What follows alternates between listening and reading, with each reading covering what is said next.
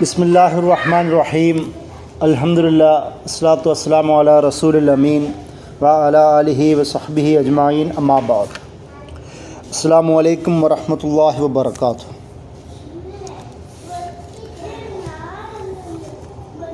മുഹമ്മദ് നബി സല്ലല്ലാഹു അലൈഹി വസല്ലമ നീതിയുടെ സാക്ഷ്യം എന്ന വിഷയമാണ് നമ്മൾ സംസാരിക്കുന്നത്. ഇസ്ലാം പ്രധാനമായും രണ്ട് ആശയങ്ങളാണ് മുന്നോട്ട് വെച്ചത്. അല്ലെങ്കിൽ നബി സല്ലല്ലാഹു അലൈഹി വസല്ലമ രണ്ട് ആശയങ്ങളിലാണ് ഇസ്ലാം നമ്മെ പഠിപ്പിച്ചു തന്നത്. അതിലൊന്ന് അൽ അദാലത്ത്, രണ്ടാമത്തത് അർ റഹ്മത്ത്. ഒന്ന് നീതിയും രണ്ടാമത്തത് കാരുണ്യവും. കാരണം പരിശുദ്ധ ഖുർആൻ തന്നെ നബി സല്ലല്ലാഹു അലൈഹി വസല്ലമയെ പരിചയപ്പെടുത്തുന്നത് റഹ്മത്തൽ ലിൽ ആലമീൻ എന്നാണ്. അള്ളാഹുവിനെ പരിചയപ്പെടുത്തുന്നത് റബ്ബുൽ ആലമീൻ എന്നാണ്. ഖുർആൻ നബി സല്ലല്ലാഹു അലൈഹി വസല്ലമയെ മറ്റു പല ഭാഗങ്ങളിലും നൂർ എന്നും പരിചയപ്പെടുത്തുന്നത് നമുക്ക് കാണാം. ഖുർആനിനെ തന്നെ ഹുദൽ ലിന്നാസ് എന്ന് പരിചയപ്പെടുത്തുന്നത് കാണാം. അതായത് ഇസ്ലാമിനെ നമ്മൾ പ്രധാന സ്രോതസ്സുകളായി മനസ്സിലാക്കുന്ന പരിശുദ്ധ ഖുർആൻ, സുന്നത്ത് എന്നിവയെല്ലാം അവ സ്വയം തന്നെ പരിചയപ്പെടുത്തുന്നത് റഹ്മത്തായിട്ടും അതുപോലെ തന്നെ അനുഗ്രഹവുമായിട്ടും എല്ലാമാണ്. എന്തുകൊണ്ട് നമ്മൾ നബി സല്ലല്ലാഹു അലൈഹി വസല്ലമയെ അനുഗമിക്കണം, അല്ലെങ്കിൽ എന്തുകൊണ്ട് ഖുർആനിനെ അനുസരിക്കണം? ഇതെന്താണ് ഒരു മനുഷ്യന് നൽകുന്നത്? ഒരു മുസ്ലിം എന്ന നിലയിൽ സാമ്പ്രദായികമായി നമ്മൾ വിശ്വസിച്ച് വരുന്നതാണ് ഖുർആൻ അള്ളാഹുവിൻ്റെ വാക്കാണ്, അള്ളാഹുവിൻ്റെ വേദഗ്രന്ഥമാണ്. മുഹമ്മദ് നബി സല്ലല്ലാഹു അലൈഹി വസല്ലമ നബിയുടെ അള്ളാഹുവിൻ്റെ ദൂതനാണ് എന്നതുകൊണ്ട് നമ്മൾ സ്വാഭാവികമായും ഒരു മുസ്ലിമായി ജീവിക്കുന്നു. അതുകൊണ്ട് ഖുർആൻ നമ്മൾ പഠിക്കുന്നു, അതുകൊണ്ട് നബിയെ അനുഗമിക്കണമെന്ന് മനസ്സിലാക്കുകയും ചെയ്യുന്നു.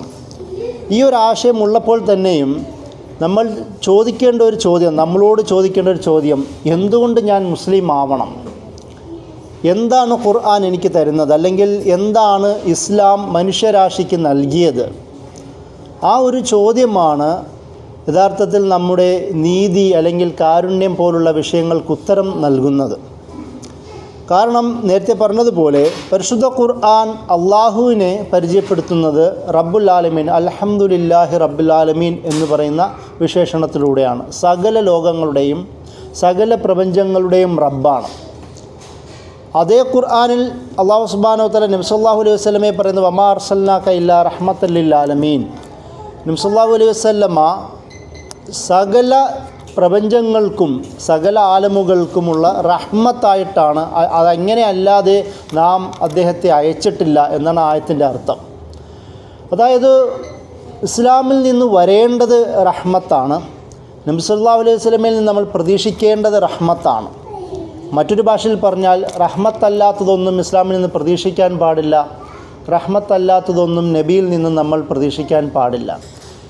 റഹ്മത്തല്ലാത്തതൊന്നും നമ്മൾ ഇസ്ലാമിൽ കാണുകയാണെങ്കിൽ നമ്മൾ മനസ്സിലാക്കേണ്ടത് അത് ഇസ്ലാം പഠിപ്പിച്ചതല്ല എന്നാണ്.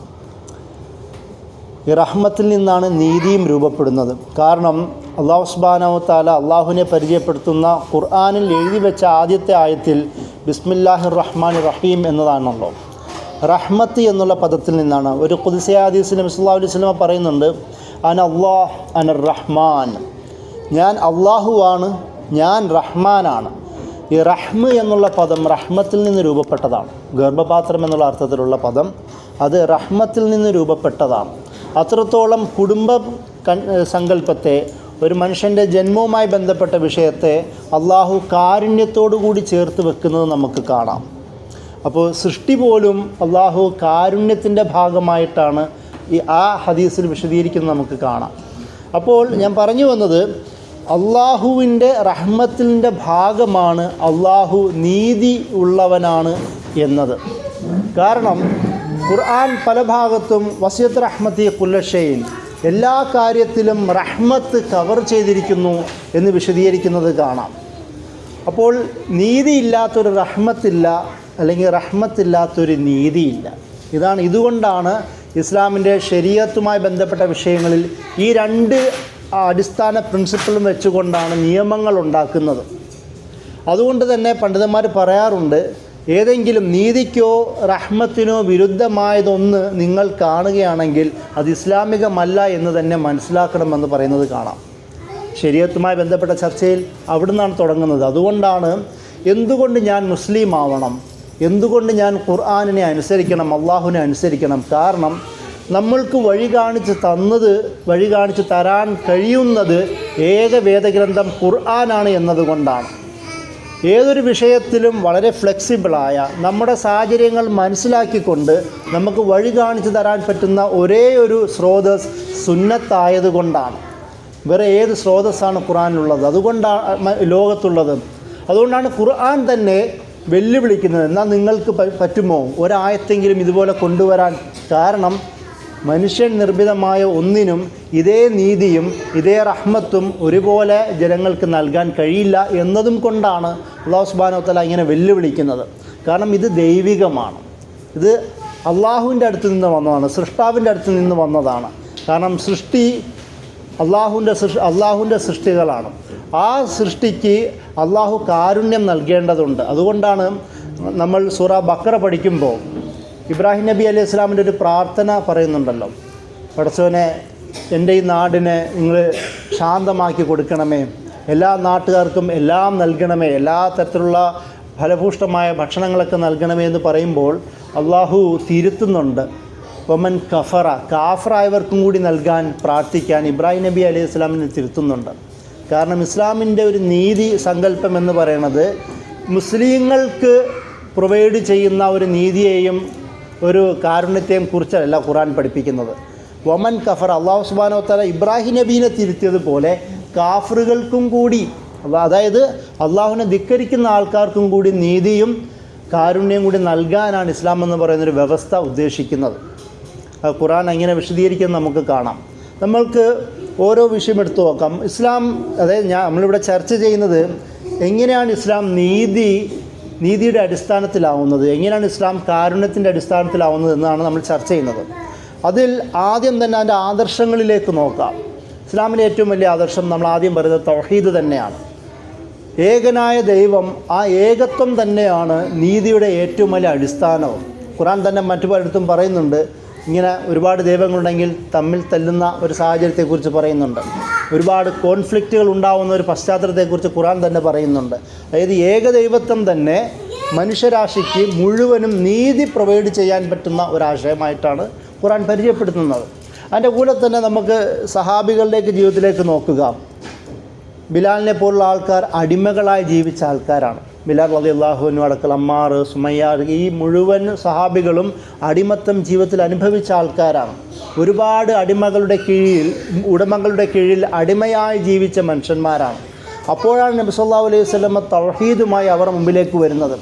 അതുകൊണ്ടാണ് എത്ര പീഡനം സഹിച്ചിട്ടും ഈ മനുഷ്യൻ്റെ അടിമത്തം സഹിക്കാൻ ഞങ്ങൾ തയ്യാറല്ല എന്നും, യഥാർത്ഥ ഉടമയുടെ അടിമത്തത്തിലേക്കാണ് ആ അടിമത്തമാണ് ഞങ്ങൾ സ്വീകരിക്കുന്നതെന്നും ബിലാൽ റളിയല്ലാഹു അൻഹുവിനെ പോലുള്ള ആൾക്കാർ പീഡനം സഹിക്കുമ്പോൾ പോലും പറഞ്ഞത്.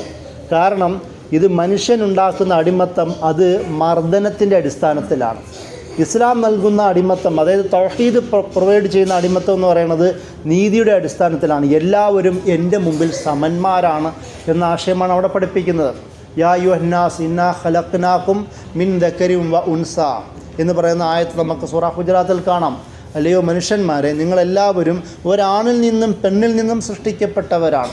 വജഅൽനാകും ശുഉബൻ വ ഖബാഇല ലിതആറഫൂ, നിങ്ങളിങ്ങനെ വിവിധ ഗോത്രങ്ങളായും സമൂഹങ്ങളായും നാം ആക്കിയത് പരസ്പരം തിരിച്ചറിയാനും അടുത്തറിയാനുമൊക്കെ വേണ്ടിയിട്ടാണ്. അല്ലാതെ തമ്മിൽ തല്ലാനോ വിവിധ സ്ട്രാറ്റകളുടെ അടിസ്ഥാനത്തിൽ ഇങ്ങനെ വിവിധ വിഭാഗങ്ങളാക്കി തരംതിരിക്കാനോ അല്ല. ഖുർആൻ പ്രത്യേകം എടുത്ത് പറയുന്നുണ്ട്. അതായത് അത് തൗഹീദിൻ്റെ അടിസ്ഥാനത്തിലുള്ള ഒരു ആശയമാണല്ലോ. അതുകൊണ്ട് തന്നെയാണ് നമുക്ക് ഈ നബി സല്ലല്ലാഹു അലൈഹി വസല്ലമയ്ക്ക് ശേഷം ഉമറുള്ളാഹിൻ്റെയൊക്കെ കാലത്ത് ഇതേ സംഭവങ്ങൾ കാണാം. റുസ്തമിൻ്റെ കൊട്ടാരത്തിലേക്ക് ഇസ്ലാമിൻ്റെ സന്ദേശമായൊക്കെ പോകുന്ന റബീ ബിൻ ആമിർ റളിയല്ലാഹു അൻഹു, അദ്ദേഹത്തോട് റുസ്തം ചോദിക്കുന്നുണ്ട്, എന്തിനാ വന്നത്, എന്താ സംഭവം എന്ന് ചോദിക്കുമ്പോൾ അദ്ദേഹം പറയുന്നത്, ഇബ്താസനല്ലാഹു ലി ഇഖ്റാജി മൻ യശാ മിൻ ഇബാദത്തിൽ ഇബാദി ഇലാ ഇബാദത്തില്ലാഹി വഹ്ദ. അതായത് അടിമകളുടെ ഉടമത്തത്തിൽ നിന്ന് ഉടമയുടെ അടിമത്തത്തിലേക്ക് ജനങ്ങളെ നയിക്കുവാനാണ് അള്ളാഹു ഞങ്ങളെ നിയോഗിച്ചിരിക്കുന്നത്. വമിൻ ജൗരിൽ അദിയാനി ഇല അദിലുൽ ഇസ്ലാം. അദ്ദേഹം രണ്ടാമത് പറയുന്നത് മനുഷ്യന്മാരുണ്ടാക്കി വെച്ച സകലവിധ ദീനുകളുടെ അക്രമത്തിൽ നിന്ന് ഇസ്ലാമിൻ്റെ നീതിയിലേക്ക് ജനങ്ങളെ ക്ഷണിക്കുവാനാണ് അള്ളാഹു ഞങ്ങളെ നിയോഗിച്ചിരിക്കുന്നത്. വമിൻ ലീഖി ദുനിയ ഇലാ സഅത്തി ദുനിയ വൽ ആഖിറ. അദ്ദേഹം മൂന്നാമതായി പറഞ്ഞത് ഈ ദുനിയാവുണ്ടാക്കിയ ഈ ദീനും മനുഷ്യനുണ്ടാക്കിയ പലവിധ കുടിസതയിൽ നിന്നും ഈ ദുനിയാവിൻ്റെയും പരലോകത്തിൻ്റെയും വിശാലതയിലേക്ക് ജനങ്ങളെ നയിക്കുവാനാണ് ഞങ്ങളെ അള്ളാഹു നിയോഗിച്ചിരിക്കുന്നത്. അവിടെ മുഴുവൻ നമുക്ക് എന്താണ് തൗഹീദെന്ന് കാണാം. തൗഹീദ് എന്ന് പറയുന്നത് ഇസ്ലാമിൻ്റെ അടിസ്ഥാന ആശയം തന്നെ നീതി പ്രൊവൈഡ് ചെയ്യുന്നതാണ്, കാരുണ്യം പ്രൊവൈഡ് ചെയ്യുന്നതാണ്, ഒരു മനുഷ്യനെയും ഒരു തരത്തിലുമുള്ള അടിമത്തം അംഗീകരിക്കാത്തതാണ്. നമ്മൾ ആലോചിച്ച് നോക്കുക, ഖുർആൻ പ്രത്യേകിച്ച് മക്കി സൂറത്തുകളിലാണ് അത് കൂടുതൽ കാണാൻ കഴിയുന്നത്. നമ്മൾ എന്തെങ്കിലും ഒരു കുറ്റം ചെയ്താൽ മക്കി സൂറത്തുകളിൽ അതിന് പരിഹാരമായി പറയുന്ന അടിമമോചനമാണ്. അതുപോലെ തന്നെ നമ്മളെന്തെങ്കിലും സത്യം ചെയ്തിട്ട് മദീനൻ സൂറത്തുകളിലും കാണാം, നമ്മളെന്തെങ്കിലും സത്യം ചെയ്തിട്ട് സത്യലംഘനം നടത്തുകയാണെങ്കിൽ അതിന് പരിഹാരം കാണുന്നത് അടിമമോചനമാണ്. അതിലൊന്ന് ആലോചിച്ച് നോക്കുക, നമ്മളുടെ സ്വഭാവത്തിലുണ്ടാവുന്ന ഒരു പാകപ്പിഴകൾക്ക് പോലും അല്ലാഹു സുബ്ഹാനഹു വ തആല പരിഹാരം നിർദ്ദേശിക്കുന്നത് അത് അടിമമോചനത്തിലൂടെയാണ്. എൻ്റെ സ്വഭാവത്തിലുണ്ടാകുന്ന ഒരു പ്രശ്നം അത് സോൾവ് ചെയ്യുവാൻ മറ്റൊരാളുടെ ജീവിതം സ്വതന്ത്രമാക്കിയിട്ട് വേണം നേടിയെടുക്കേണ്ടതെന്നാണ് ഇസ്ലാം പഠിപ്പിക്കുന്നത്. അത് കാരണം എന്താണ്? അള്ളാഹുവിൻ്റെ മുമ്പിൽ എല്ലാവരും തുല്യരാണ്. ബാക്കിയൊക്കെ നമുക്ക് അടിമത്തവുമായി ബന്ധപ്പെട്ട വിഷയം വേറെയാണ്. ഞാൻ പറഞ്ഞത് ആശയം എന്ന തരത്തിൽ തൗഹീദ് എങ്ങനെയാണ് ഒരു മനുഷ്യനെ സ്വതന്ത്രനാക്കി കൊടുക്കുന്നതെന്ന് വിശദീകരിക്കാൻ വേണ്ടിയിട്ടാണ്. അതുകൊണ്ട് തന്നെയാണ് ഞാൻ നേരത്തെ പറഞ്ഞതുപോലെ പീഡനങ്ങൾ സഹിക്കാൻ അവർ തയ്യാറായത്. രണ്ടാമത്തെ ആശയമാണല്ലോ ആഖിറത്ത് എന്ന് പറയുന്ന ആശയം. ഇസ്ലാം എന്തിനാണ് ആഖിറത്ത് പഠിപ്പിക്കുന്നത്? ആഖിറത്തില്ലാതെ ഒരു ഇസ്ലാം ഉണ്ടോ? ആഖിറത്തില്ലാതെ ഒരു ഇസ്ലാമില്ല. നമ്മളിവിടെ ചെയ്യുന്ന ചെറിയ കാര്യങ്ങൾക്ക് പോലും നമ്മൾ പഠിപ്പിക്കപ്പെടുന്നത് അതിൻ്റെ പ്രതിഫലം പരലോകത്ത് കിട്ടുമെന്നാണ്. അത് മാത്രമല്ലല്ലോ ആഖിറത്തിൻ്റെ ലക്ഷ്യം. ഇവിടെ ആക്രമിക്കപ്പെടുന്നവന് ഒരു സമാധാനം കിട്ടാനൊരു ഇടം വേണം. ഇവിടെ മാട്ടിയോടിക്കപ്പെടുന്നവന് അഭയം തേടാനൊരു ഇടം വേണം. ഇവിടെ കൊല്ലപ്പെടുന്നവന് സമാധാനം ലഭിക്കാൻ ഇടം വേണം. അതുപോലെ ഇവിടെ ചോദ്യം ചെയ്യാൻ അവസരമില്ലാത്തവന് ചോദ്യം ചെയ്യാനൊരിടം വേണം. നീതി നിഷേധിക്കപ്പെടുന്നവന് നീതി ലഭിക്കാൻ പറ്റുന്ന ഒരിടം വേണം. അതാണ് ആഖിറത്ത്. അതുകൊണ്ടാണ് വിചാരണ എന്ന് പറയുന്ന ഒരു കൺസെപ്റ്റ് തന്നെ ഖുർആൻ പ്രധാനമായും പഠിപ്പിക്കുന്നത്. ഈ ആഖിറത്താണ് നബി സല്ലല്ലാഹു അലൈഹി വസല്ലമ മക്കയിൽ പ്രധാനമായും പഠിപ്പിച്ചത് തന്നെ. കാരണം അള്ളാഹു ഉണ്ട് എന്ന് അവർക്കെല്ലാവർക്കും അറിയാം. ഷിർക്കിൻ്റെ ബാക്കി വിശദീകരണം പഠിപ്പിച്ചാൽ മാത്രം മതിയായിരുന്നു. പക്ഷേ ആഖിറത്തെന്നത് മക്കക്കാരെ സംബന്ധിച്ചിടത്തോളം വിപ്ലവാത്മകമായ ഒരു ആശയം തന്നെയായിരുന്നു. അതുകൊണ്ട് തന്നെയാണ് പലരും ഇസ്ലാം സ്വീകരിക്കാതിരുന്നതും. കാരണം തങ്ങൾ ചെയ്തുകൊണ്ടിരിക്കുന്ന പല മോശമായ കാര്യങ്ങളും ഒഴിവാക്കേണ്ടി വരുമ്പോൾ സമൂഹത്തിലുണ്ടാകുന്ന സ്ഥാനം നഷ്ടപ്പെടും. ആ സ്ഥാനമോഹങ്ങളാണ്, അതും ആഖിറത്തുമായി തന്നെ ബന്ധപ്പെട്ടതായിരുന്നു. ആഖിറത്ത് എന്ന് പറയുന്നത് ഞാൻ പറഞ്ഞതുപോലെ അതിലും നീതിയുമായി തന്നെ ബന്ധപ്പെട്ടതാണ്. അതായത് ഞാൻ നേരത്തെ പറഞ്ഞതുപോലെ ആഖിറത്തും റിസാലത്തും ഈ തൗഹീദും, മൂന്നാമതാണ് റിസാലത്ത്. ഖുർആൻ നബി സല്ലല്ലാഹു അലൈഹി വസല്ലമയെ അല്ലെങ്കിൽ നബി സല്ലല്ലാഹു അലൈഹി വസല്ലമ വരെയുള്ള ദൂതന്മാരെ അയക്കുമ്പോഴെല്ലാം പ്രധാനമായും പറയുന്നത് ജനങ്ങൾക്ക് വഴി കാണിച്ചു കൊടുക്കാനെന്നാണ്. ചില നബിമാരെക്കുറിച്ച് പറയുമ്പോൾ ഞാൻ നിങ്ങൾക്ക് നാസിഹാണ്, സതുപദേശം നൽകുന്നവനാണ്, ഞാൻ നിങ്ങൾക്ക് മുന്നറിയിപ്പ് നൽകുന്നവനാണ്. അതായത് നിങ്ങൾ പോകുന്ന വഴി തെറ്റാണെന്ന് ബോധിപ്പിക്കുകയും ശരിയായ വഴിയെക്കുറിച്ച് ഗുണോപദേശം നൽകുന്ന ആളുമെന്ന നിലയിലാണ് നബിമാരെ അള്ളാഹു പരിചയപ്പെടുത്തുന്നത് തന്നെ. അതുമാത്രമല്ല, ആ കൗമിൻ്റെ ഭാഷയിൽ സംസാരിക്കുന്ന നബിമാരെയാണ് അള്ളാഹു അയച്ചത് പോലും. വേറൊരു ഭാഷ മറ്റൊരു നാട്ടിലേക്ക് അയക്കുകയല്ല ചെയ്തത്. കൗമിൻ്റെ ഭാഷയിൽ, ആ നാടിൻ്റെ ഭാഷയിൽ സംസാരിക്കുന്ന, അവരോട് സംസാരിക്കാൻ പറ്റുന്ന, അവരുടെ ഭാഷയിലും അവരുടെ ജീവിത രീതികളും സംവദിക്കാൻ പറ്റുന്ന നബിമാരെയാണ് അള്ളാഹു അയച്ചത്. അതുമാത്രമല്ല, നുബുവത്തിൻ്റെ ഒപ്പം റിസാലത്തും കൂടി അള്ളാഹു നൽകി. ഒരു മാനുവൽ എന്ന നിലയിൽ, ഒരു ഫ്രെയിം വർക്ക് എന്ന നിലയിൽ, അല്ലെങ്കിൽ ഒരു ബ്ലൂ പ്രിൻ്റ് എന്ന നിലയിൽ ഏത് വഴിയാണ് തിരഞ്ഞെടുക്കേണ്ടത് എന്ന് പഠിപ്പിക്കാൻ വേണ്ടി ആൾക്കാർക്ക് സംശയമില്ലാത്ത തരത്തിൽ കിതാബുകളും അള്ളാഹു നൽകി. വമാ കുന്ന മുഅദ്ദിബീന ഹത്താ നബഅസ റസൂല. അള്ളാഹു സുബ്ഹാനഹു വ തആല പറയുന്നു, പ്രവാചകന്മാരെ, റസൂലുമാരെ അയക്കാത്തൊരു സമൂഹത്തെ നാം ശിക്ഷിക്കുന്നവനല്ല. ഖുർആൻ പറയുന്നത് കാണാം. പ്രവാചകന്മാർ, റസൂലുമാർ, ദൂതന്മാരില്ലാത്തൊരു സമൂഹത്തെ ഞാൻ ശിക്ഷിക്കുന്നവനല്ല. കാരണം അത് നീതിയാവുകയില്ല. എപ്പോഴാണ് നീതിയാവുക? അവർ ശിക്ഷിക്കണമെങ്കിൽ, അല്ലെങ്കിൽ അവർ രക്ഷാശിക്ഷയെക്കുറിച്ചുള്ള വിചാരണ നേരിടണമെങ്കിൽ അവർക്കതിനു മുമ്പ് വിവരങ്ങൾ എത്തിയിരിക്കണം. അതിന് പറ്റുന്ന രേഖ അവരുടെ കയ്യിലുണ്ടാവണം. അതിന് പറ്റുന്ന ആൾക്കാർ അവരുടെ മുമ്പിലുണ്ടാവണം. അതുകൊണ്ടാണ് ഈ റിസാലത്ത് പോലും ഇസ്ലാം പഠിപ്പിക്കുന്നത് നീതിയുടെയും കാരുണ്യത്തിൻ്റെയും അടിസ്ഥാനത്തിലാണ്. അതുകൊണ്ട് തന്നെയാണ് നബി സല്ലല്ലാഹു അലൈഹി വസല്ലമയെ റഹ്മത്ത് എന്ന് പരിചയപ്പെടുത്തുന്നത്. കാരണം വഴി അറിയാത്തവർക്ക് വഴി കാണിച്ചു കൊടുക്കാൻ, ജീവിതത്തിൽ എന്ത് സമീപനം സ്വീകരിക്കാൻ എന്ന് തട്ടം ഇല്ലാത്തവർക്ക് അതൊരു മാർഗരേഖ ഉണ്ടാക്കി കൊടുക്കാൻ, അത് മാത്രമല്ല ദുഃഖമുള്ളവർക്ക് ദുഃഖം നീക്കി കൊടുക്കാൻ. നബി സല്ലല്ലാഹു അലൈഹി വസല്ലം നബിയെ സ്വയം വിശേഷിപ്പിച്ചത് നബിയു തൗബ എന്നാണ്. തൗബയുടെ നബി. കാരണം മക്കൻ കാലഘട്ടത്തിൽ കുറ്റം ചെയ്യുക, അതിനെന്ത് പരിഹാരമെന്ന് അവർക്കറിയില്ലായിരുന്നു. നബി സല്ലല്ലാഹു അലൈഹി വസല്ലമയ്ക്ക് പോലും അറിയില്ലായിരുന്നു. സൂറത്ത് ദുഹയിൽ വവജദക ളാല്ലൻ ഫഹദ, നബി സല്ലല്ലാഹു അലൈഹി വസല്ലമയെ പരിചയപ്പെടുന്നത് ഇങ്ങനെയാണല്ലോ. അതായത് എന്ത് മാർഗം സ്വീകരിക്കണമെന്നും എന്താണ് ആശയമെന്നും അതിന് രീതികൾ ഏതാണെന്നും ഒന്നും നബിക്കറിയില്ലായിരുന്നു. നബി ആയിരുന്നില്ലല്ലോ. മുഹമ്മദ് റസൂലുള്ളാഹി സ്വല്ലല്ലാഹു അലൈഹി വസല്ലം എന്ന പൊസിഷനിലേക്ക് വരുന്നത് ആ 40-ാമത്തെ വയസ്സിൽ ഇഖ്റ ബിസ്മി റബ്ബിക്കല്ലദീ ഖലഖ് എന്ന് പറയുന്ന ആയത്തിലൂടെയാണ്.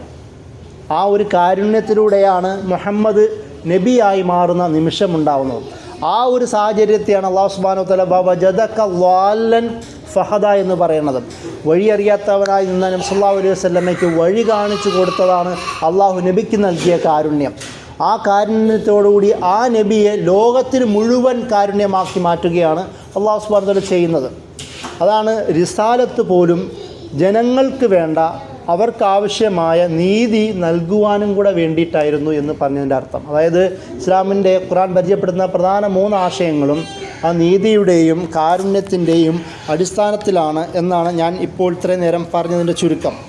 അതുപോലെ തന്നെ ഇസ്ലാം പഠിപ്പിക്കുന്ന മറ്റൊരു പ്രധാനപ്പെട്ട രീതികൾ, ഇതിനു വേണ്ടി നമ്മുടെ കയ്യിൽ തന്നതാണല്ലോ ശരിയാത്ത് എന്ന് പറയുന്ന ഒരാശയം. ശരിയത്ത് എന്ന് പറയുന്ന നിയമവും സിവിൽ, ക്രിമിനൽ, അദബുമായി ബന്ധപ്പെട്ട എല്ലാം നമ്മൾ മനസ്സിലാക്കേണ്ട ഒരു കാര്യം, ശരിയത്ത് എന്ന് പറയുന്ന ക്രിമിനൽ നിയമങ്ങളുടെ ഒരു സിന്തസിസിനെ അല്ല. ശരിയത്ത് എന്ന് പറയുന്നത് നമ്മൾ ഈ ഇടപെടുമ്പോഴുള്ള നോട്ടത്തെയും ഇരുത്തത്തെയും അതിനാവശ്യമായ മെത്തഡോളജിയും എല്ലാം കൂടി പഠിപ്പിക്കുന്നതാണ് ശരിയത്ത്. ഒരാളെങ്ങനെ സംസാരിക്കണമെന്നും ആ സംസാരം ഒരാളെങ്ങനെ കേൾക്കണമെന്നും കേൾക്കുമ്പോൾ എങ്ങനെ പ്രതികരിക്കണമെന്നും ഒരാൾ സലാം പറയുമ്പോൾ അത് സുന്നത്താവുകയും കേൾക്കുന്ന ആൾ അത് ഫർളാവുകയും ചെയ്യുന്നത് പോലും ശരീഅത്തിൻ്റെ ഭാഗമാണ്. ഇരിക്കേണ്ടതും നടക്കേണ്ടതും പോകുന്ന വഴിയിൽ സലാം ചൊല്ലുക, നിങ്ങൾ അറിയുന്നവരോടും അറിയാത്തവരോടും അള്ളാഹുവിൻ്റെ ശാന്തിക്ക് വേണ്ടി പ്രാർത്ഥിക്കുക. മുസ്ലിമിന് വേണ്ടി പ്രാർത്ഥിക്കുക എന്നല്ല നബി പഠിപ്പിക്കണം. സല്ലിം മയ്യരിഫ് വമല്ലം യഅരിഫ്, അറിയുന്നവനും അറിയാത്തവനും വേണ്ടി നിങ്ങൾ സലാം ചൊല്ലുക, പ്രാർത്ഥിക്കുക. അത് വഴിയഴിയിൽ പോകുമ്പോൾ പ്രാർത്ഥിക്കുക, ജീവികളോട് സലാം ചൊല്ലുക എന്നൊക്കെ പറഞ്ഞ് വേറെ റിപ്പോർട്ടുകൾ നമുക്ക് കാണാം. ഇതൊക്കെയും ശരീഅത്തിൻ്റെ ഭാഗമാണ്. കുറേ നിയമങ്ങളുടെ കൂട്ടം മാത്രമല്ല ശരീഅത്ത്. ഈ ശരീഅത്ത് പോലും പഠിപ്പിക്കുമ്പോൾ പോലും നമ്മളുടെ ശരീരം, മനസ്സ്, സാഹചര്യം, നമ്മുടെ മാനസികാവസ്ഥ, ശാരീരികാവസ്ഥ, നമ്മുടെ സാഹചര്യവും ഇത് 3ഉം പരിഗണിച്ചു കൊണ്ടാണ് ശരീഅത്തൊരു നിയമം നമുക്ക് പഠിപ്പിച്ച് തന്നിട്ടുള്ളൂ. അല്ലാതെ കുറേ നിയമങ്ങളുണ്ടാക്കുകയും നിങ്ങളത് അതേപടി ഫോളോ ചെയ്യുക എന്ന രീതിയിലല്ല ശരീഅത്ത് നമുക്ക് നിയമം തന്നിട്ടുള്ളത്. അതായത് നമ്മുടെ മാനസികാവസ്ഥയെ നമുക്ക് സ്വീകരിക്കാൻ കഴിയില്ല. ഖുർആൻ തന്നെ നമുക്കറിയാം നമസ്കാരത്തെക്കുറിച്ച്. നമ്മുടെ ഓരോ ഇബാദത്തുകൾ എടുത്തു നോക്കുക. നമസ്കാരം എന്നത് ആദ്യം ഷഹാദത്ത് കലിമയെക്കുറിച്ച് തന്നെ പറയാം. കാരണം ഖുർആൻ തന്നെ മറ്റു പല ഭാഗത്തുണ്ട് നിർബന്ധിച്ച് ജയ് ശ്രീരാം പോലുള്ള, അല്ലെങ്കിൽ നമുക്ക് ചൊല്ലാൻ പറ്റാത്ത അഖീദ പറയുന്ന വർത്തമാനം നിർബന്ധിച്ച് ചൊല്ലുമ്പോൾ അങ്ങനെയുള്ള സാഹചര്യത്തിൽ സഹാബിമാർ നബി സല്ലല്ലാഹു അലൈഹി വസല്ലമയെ വന്ന് കാണുകയും നബിയെ ഞാനിങ്ങനെ പറഞ്ഞു പോയി എന്ന് പറയുമ്പോൾ അത് കുഴപ്പമില്ല, നിർബന്ധിതനായതുകൊണ്ടാണല്ലോ എന്ന് നബി തിരുത്തുന്നുണ്ട്. അതായത് നമ്മുടെ സത്യസാക്ഷ്യം പോലും അത് ചില സാഹചര്യങ്ങൾ നമ്മുടെ സാഹചര്യം അനുസരിച്ച് പോലും നമുക്ക് അള്ളാഹു സുബ്ഹാനഹു വ തആല എന്ത് ചെയ്തു, സൗകര്യമാക്കി തന്നു എന്നുള്ളതാണ്. രണ്ടാമത്തെ നമസ്കാരം നോക്കുക. ആണുങ്ങളെ സംബന്ധിച്ചിടത്തോളം ബാലികായ ഒരാൾ, പ്രായപൂർത്തിയായ ഒരാൾ, അതായത് നമസ്കരിക്കാനുള്ള പ്രായം എത്തിക്കഴിഞ്ഞാൽ മരണം വരെയും ഒഴിവാക്കാൻ പറ്റാത്ത പ്രധാന ഇബാദത്താണ് നമസ്കാരം. അയാൾ കിടന്നിട്ടാണെങ്കിലും നിസ്കരിക്കണം, ഇരുന്നിട്ടാണെങ്കിലും നിസ്കരിക്കണം. പക്ഷേ അതേസമയം ഞാൻ ആണുങ്ങളെക്കുറിച്ചാണ് ഇപ്പോൾ പറയുന്നത്. അതേസമയം ആ നമസ്കാരം തന്നെ നമ്മുടെ സാഹചര്യം നോക്കിക്കൊണ്ട് അള്ളാഹു ചുരുക്കി തന്നിട്ടുണ്ട്. യാത്രയിലാകുമ്പോൾ നിങ്ങൾ ചുരുക്കിയാൽ മതി. ബുദ്ധിമുട്ട് വേണ്ട. യുദ്ധസന്ദർഭത്തിൽ പോലും നമസ്കരിക്കാൻ പറഞ്ഞു, ഷിഫ്റ്റ് എടുത്തുകൊണ്ട് നിസ്കരിക്കാൻ പറഞ്ഞു, അവിടെയും ചുരുക്കാൻ പറഞ്ഞു. പക്ഷേ പെണ്ണുങ്ങളെ സംബന്ധിച്ചിടത്തോളം അവരുടെ ശാരീരികാവസ്ഥകളെ പരിഗണിച്ചുകൊണ്ട് നമസ്കാരം ഒഴിവാക്കാൻ പറഞ്ഞു. അവർക്ക് പിന്നെ അത് വീട്ടേണ്ടതുമില്ല. നമ്മൾക്ക് കഥ പലപ്പോഴും ഉണ്ടാവും. കഥ എന്ന് പറയുന്നൊരു കൺസെപ്റ്റ് അങ്ങനെ പഠിക്കേണ്ട കാര്യമല്ല, സമയത്ത് നിസ്കരിക്കേണ്ടതാണ്. പിന്നെ ചേർക്കാമെന്ന് പറയുന്ന ആശയം ഇസ്ലാം പഠിപ്പിക്കുന്നില്ലെങ്കിൽ പോലും അതേ സമയം എന്ത് ചെയ്യുന്നു, പെണ്ണുങ്ങൾക്ക് ആ ഒരു ഓപ്ഷൻ പോലുമില്ല. അതായത് നിസ്കരിക്കേണ്ട എന്നാണ്. നബി സല്ലല്ലാഹു അലൈഹി വസല്ലം നമസ്കാരത്തെക്കുറിച്ച് പഠിപ്പിക്കുന്നത് എന്താണ്? കുഫറിൻ്റെയും ഇസ്ലാമിൻ്റെയും ഇടയിലുള്ള സിൽവർ ലൈനാണ് നമസ്കാരം പഠിപ്പിക്കുന്നത്. ഒഴിവാക്കാൻ പാടില്ല. എന്നാൽ അതേ നമസ്കാരം സ്ത്രീകളെ സംബന്ധിച്ചിടത്തോളം അവരുടെ ശാരീരിക സാഹചര്യം അനുസരിച്ചുകൊണ്ട് വേണ്ട എന്ന് പോലും ഖുർആൻ പഠിപ്പിക്കുന്നു. നോമ്പിൻ്റെ കാര്യം നോക്കുക. നോമ്പും ഇതുപോലെ തന്നെ ഒരാളുടെ ശാരീരിക അവസ്ഥയും യാത്രയുടെ പശ്ചാത്തലം വെച്ചുകൊണ്ട് ഒഴിവാക്കാനുള്ള അനുവാദങ്ങളുണ്ട്. സക്കാത്തിൻ്റെ കാര്യം നോക്കുക. സക്കാത്ത് ഉള്ളവൻ മാത്രം അതിൽ മിച്ചമുള്ളത് നൽകിയാൽ മതി എന്നുള്ളതാണ്. ഉള്ളവൻ മിച്ചമുള്ളതാണ്. പക്ഷേ അത് ഇസ്ലാമിൻ്റെ അടിസ്ഥാന പഞ്ചസ്തംഭങ്ങളിൽ ഒന്നും കൂടാണ്. അതുപോലെ തന്നെ ഹജ്ജിൻ്റെ കാര്യം നോക്കുക. സമ്പന്നനും ആരോഗ്യവും സാഹചര്യവും യാത്രാ സംവിധാനവും ഉള്ളവനാണ് ഹജ്ജ് ചെയ്യേണ്ടത്, എല്ലാവരുമല്ല. പക്ഷേ ഒരു വിശ്വാസം തന്നെ എല്ലാവരും കരുതേണ്ടതാണെങ്കിൽ പോലും അങ്ങനെയുള്ളവർ ചെയ്താൽ മതി. നമ്മൾ ഇസ്ലാം പഠിപ്പിക്കുന്ന പ്രധാന 5 സ്തംഭങ്ങൾ പോലും മനുഷ്യൻ്റെ വിശ്വാസം ഉൾക്കൊള്ളവൻ്റെ സാഹചര്യവും ശാരീരികവും മാനസികവും സാഹചര്യവും അനുസരിച്ചുകൊണ്ട് ഇളവുകൾ തന്നതുപോലും നമുക്ക് കാണാം. കാരണം ഖുർആൻ നബി സല്ലല്ലാഹു അലൈഹി വസല്ലം പ്രത്യേകം പറഞ്ഞൊരു കാര്യമാണ് ഹലക്കൽ മുത്തനത്തിഊൻ. ഈ ആരാധനാ കാര്യങ്ങളിൽ തീവ്രത കാണിക്കുന്നവർ നശിച്ചു പോട്ടെ എന്ന് നബി പറഞ്ഞത് നമുക്ക് കാണാം. കാരണം പറഞ്ഞത് നിങ്ങൾ ചെയ്താൽ മതി. വേണ്ടാത്ത കാര്യങ്ങൾ നേർച്ച ചെയ്തിട്ട് സ്വന്തം ശരീരത്തിലേക്ക് ഭാരമേറ്റി വെക്കാൻ ശരീഅത്ത് നമ്മെ പഠിപ്പിച്ചിട്ടില്ല. നബി സല്ലല്ലാഹു അലൈഹി വസല്ലം അങ്ങനെ കണ്ട പല ആൾക്കാരെയും തടഞ്ഞത് നമുക്കറിയാം. ഒരിക്കൽ ഒരു വയസ്സിനെ 2 ചെറുപ്പക്കാരിങ്ങനെ തൂങ്ങിയെടുത്തുകൊണ്ട് പോകുന്നു. അപ്പോൾ ചോദിച്ചപ്പോൾ അയാൾ നടക്കാൻ നേർച്ച ചെയ്തത്രേ. നബി പറഞ്ഞു ആ പരിപാടിയൊന്നും ഇസ്ലാമിലില്ല, പഠിപ്പിച്ചത് മാത്രം ചെയ്താൽ മതി. സൊല്ലു കമാ റഅയ്തുമൂനി ഉസല്ലി, ഞാൻ നിങ്ങളെ പഠിപ്പിച്ച് തന്ന രീതിയിൽ മാത്രം നമസ്കരിച്ചാൽ മതി എന്നാണ് എൻ്റെ അർത്ഥം. ഇനി നമുക്ക് സുബഹി ഒരു 3 റക്അത്ത് ഈമാൻ കൂട്ടിയിട്ട് 3 റക്അത്ത് ആക്കാൻ നമുക്ക് കഴിയില്ല. കാരണം 2 റക്അത്തേ ഉള്ളൂ, അത് 2 റക്അത്ത് നിസ്കരിച്ചാൽ മതി. അതുകൊണ്ടാണ് പരിശുദ്ധ ഖുർആൻ സൂറ ഹദീദിൽ പൗരോഹിത്യത്തെയും ബ്രഹ്മചര്യത്തെയും ഹറാമാക്കുന്നതുമായി ബന്ധപ്പെട്ട് സംസാരിച്ചത്. വറഹ്ബാനിയത്തൻ ഇബ്തദൗഹാ മാ കതബ്നാഹാ അലൈഹിം. അവിടെ പറയുന്നത് നാം നിർബന്ധമാക്കാത്ത പൗരോഹിത്യത്തെ ബ്രഹ്മചര്യത്തെ അവർ സ്വയം സ്വീകരിക്കുകയാണ് ചെയ്തത്. എന്നിട്ട് പറയുന്നത് എന്താ? എന്നിട്ട് പോലും അവർക്ക് കീപ്പ് ചെയ്യാൻ കഴിഞ്ഞില്ല എന്ന് ശേഷം പറയുന്നുണ്ട്. കാരണം മനുഷ്യന് കഴിയുന്നതല്ല, കഴിയുന്നതേ അള്ളാഹു പഠിപ്പിച്ചിട്ടുള്ളൂ. പഠിപ്പിച്ചതെല്ലാം മനുഷ്യന് കഴിയുന്നത് മാത്രമാണ്. ഇബാദത്ത് ചെയ്യാൻ പറഞ്ഞതെല്ലാം മനുഷ്യന് കഴിയുന്നത് മാത്രമാണ്. കഴിയാത്ത ഒരു ഇബാദത്ത് പഠിപ്പിച്ചിട്ടില്ല. കാരണം ഇസ്ലാമിൻ്റെ അടിസ്ഥാന സ്തംഭം പോലും ലാ യുകല്ലിഫുല്ലാഹു നഫ്സൻ ഇല്ലാ വുസാഹ എന്നാണ്. ഒരു മനുഷ്യനെ അവന് കഴിയുന്നത് മാത്രമേ അള്ളാഹു ഏൽപ്പിച്ചിട്ടുള്ളൂ, അല്ലാത്തത് ചുമതലപ്പെടുത്തിയിട്ടില്ല എന്ന് ഖുർആൻ പ്രത്യേകം പറയുന്നു. ഇതാണ് ശരീഅത്തിൻ്റെ നമ്മുടെ ആരാധനാ കാര്യങ്ങൾ പോലും അള്ളാഹു സുബ്ഹാനഹു വ തആല സ്വീകരിച്ച ശരിയായ നിലപാട്. മറ്റൊന്ന്, നിയമം നടത്തിൽ പോലും ഒരു ഗ്രാജുവൽ പ്രോസസ്സാണ് ഇസ്ലാം പഠിപ്പിക്കുന്നത്. ഒറ്റയടിക്ക് നിയമം സ്വീകരിക്കാൻ വിധിക്കപ്പെട്ടവരല്ല വിശ്വാസികൾ. കാരണം ഖുർആനിൻ്റെ അവതരണം പോലും നോക്കുക.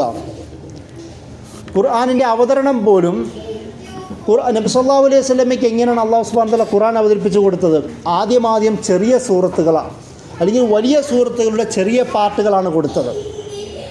കാരണം എന്താണ്? ഇബ്നു ഖൽദൂൻ അതിന് വിശദീകരിക്കുന്നത് കാണാം. ഇബ്നു ഖൽദൂൻ അദ്ദേഹത്തിൻ്റെ മുഖദ്ദിമയിൽ അദ്ദേഹം വിശദീകരിക്കുന്നുണ്ട്, നബി സല്ലല്ലാഹു അലൈഹി വസല്ലമ പ്രയാസഘട്ടത്തിലായിരിക്കുമ്പോൾ ആ പ്രയാസം ദൂരീകരിച്ച് കൊടുക്കുവാൻ വേണ്ടി അള്ളാഹു അവതരിപ്പിച്ച ചെറിയ ചെറിയ സൂറത്തുകളായിട്ടാണ്. പിന്നീട് ജീവിതം സൗകര്യപ്രദമായി മാറുന്നതോടുകൂടി നബി സല്ലല്ലാഹു അലൈഹി വസല്ലമയുടെ ഭാരം ഏറ്റുവാങ്ങാൻ അനുയായികൾ കൂടുന്നതോടുകൂടി വലിയ സൂറത്തുകളിലേക്ക് മാറുന്നത് നമുക്ക് കാണാം. സൂറത്ത് ഇസ്രാഉം സൂറത്തുൽ അൻആമും ഒക്കെയും മക്കയിൽ അവതരിച്ച വലിയ സൂറത്തുകളാണ്. അത് ഹിജറയ്ക്ക് തൊട്ട് മുമ്പുമുള്ള സൂറത്തുകളാണ്. അത് വലിയ സൂറത്തുകളാണ്. ബാക്കിയൊക്കെയും ചെറിയ ചെറിയ സൂറത്തുകളാണ്. മദീനയിലെത്തുന്നതോടുകൂടി നമ്മൾ ഇന്ന് കാണുന്ന വലിയ സൂറത്തുകൾ അവതരിക്കുന്നു. കാരണം നബി സല്ലല്ലാഹു അലൈഹി വസല്ലമയുടെ മാനസിക ശാരീരിക സാഹചര്യ പശ്ചാത്തലവും കൂടി അവതരിച്ചുകൊണ്ടാണ് ഖുർആൻ പോലും അവതരിച്ചത്. അതുപോലെ തന്നെയാണ് നമ്മളെയും ആദ്യം ചെറിയ സൂറത്തുകളിലൂടെ നബി സല്ലല്ലാഹു അലൈഹി വസല്ലമ തൻ്റെ സഹാബത്തിനെ തസ്കിയത്തും തർബിയത്തും നൽകി പരിപോഷിപ്പിക്കുകയാണ് ചെയ്തത്. എന്നിട്ട് അവരെ നിയമം സ്വീകരിക്കാൻ പറ്റുന്ന തരത്തിലേക്ക് മാറ്റിയതിന് ശേഷമാണ് മദീനയിൽ ഫർളുകൾ കടന്നു വരുന്നത്. നമസ്കാരം ഫർളാവുന്നതൊക്കെയും മദീനയിലാണ്, നോമ്പ് ഫർളാവുന്നത് മദീനയിലാണ്, സക്കാത്തും ഹജ്ജും എല്ലാം ഫർളാവുന്നത് മദീനയിലാണ്. നമ്മൾ നിയമം എന്ന് പറയുന്നതെല്ലാം ഫർളാവുന്നത് മദീനയിലാണ്, മക്കയിലല്ല.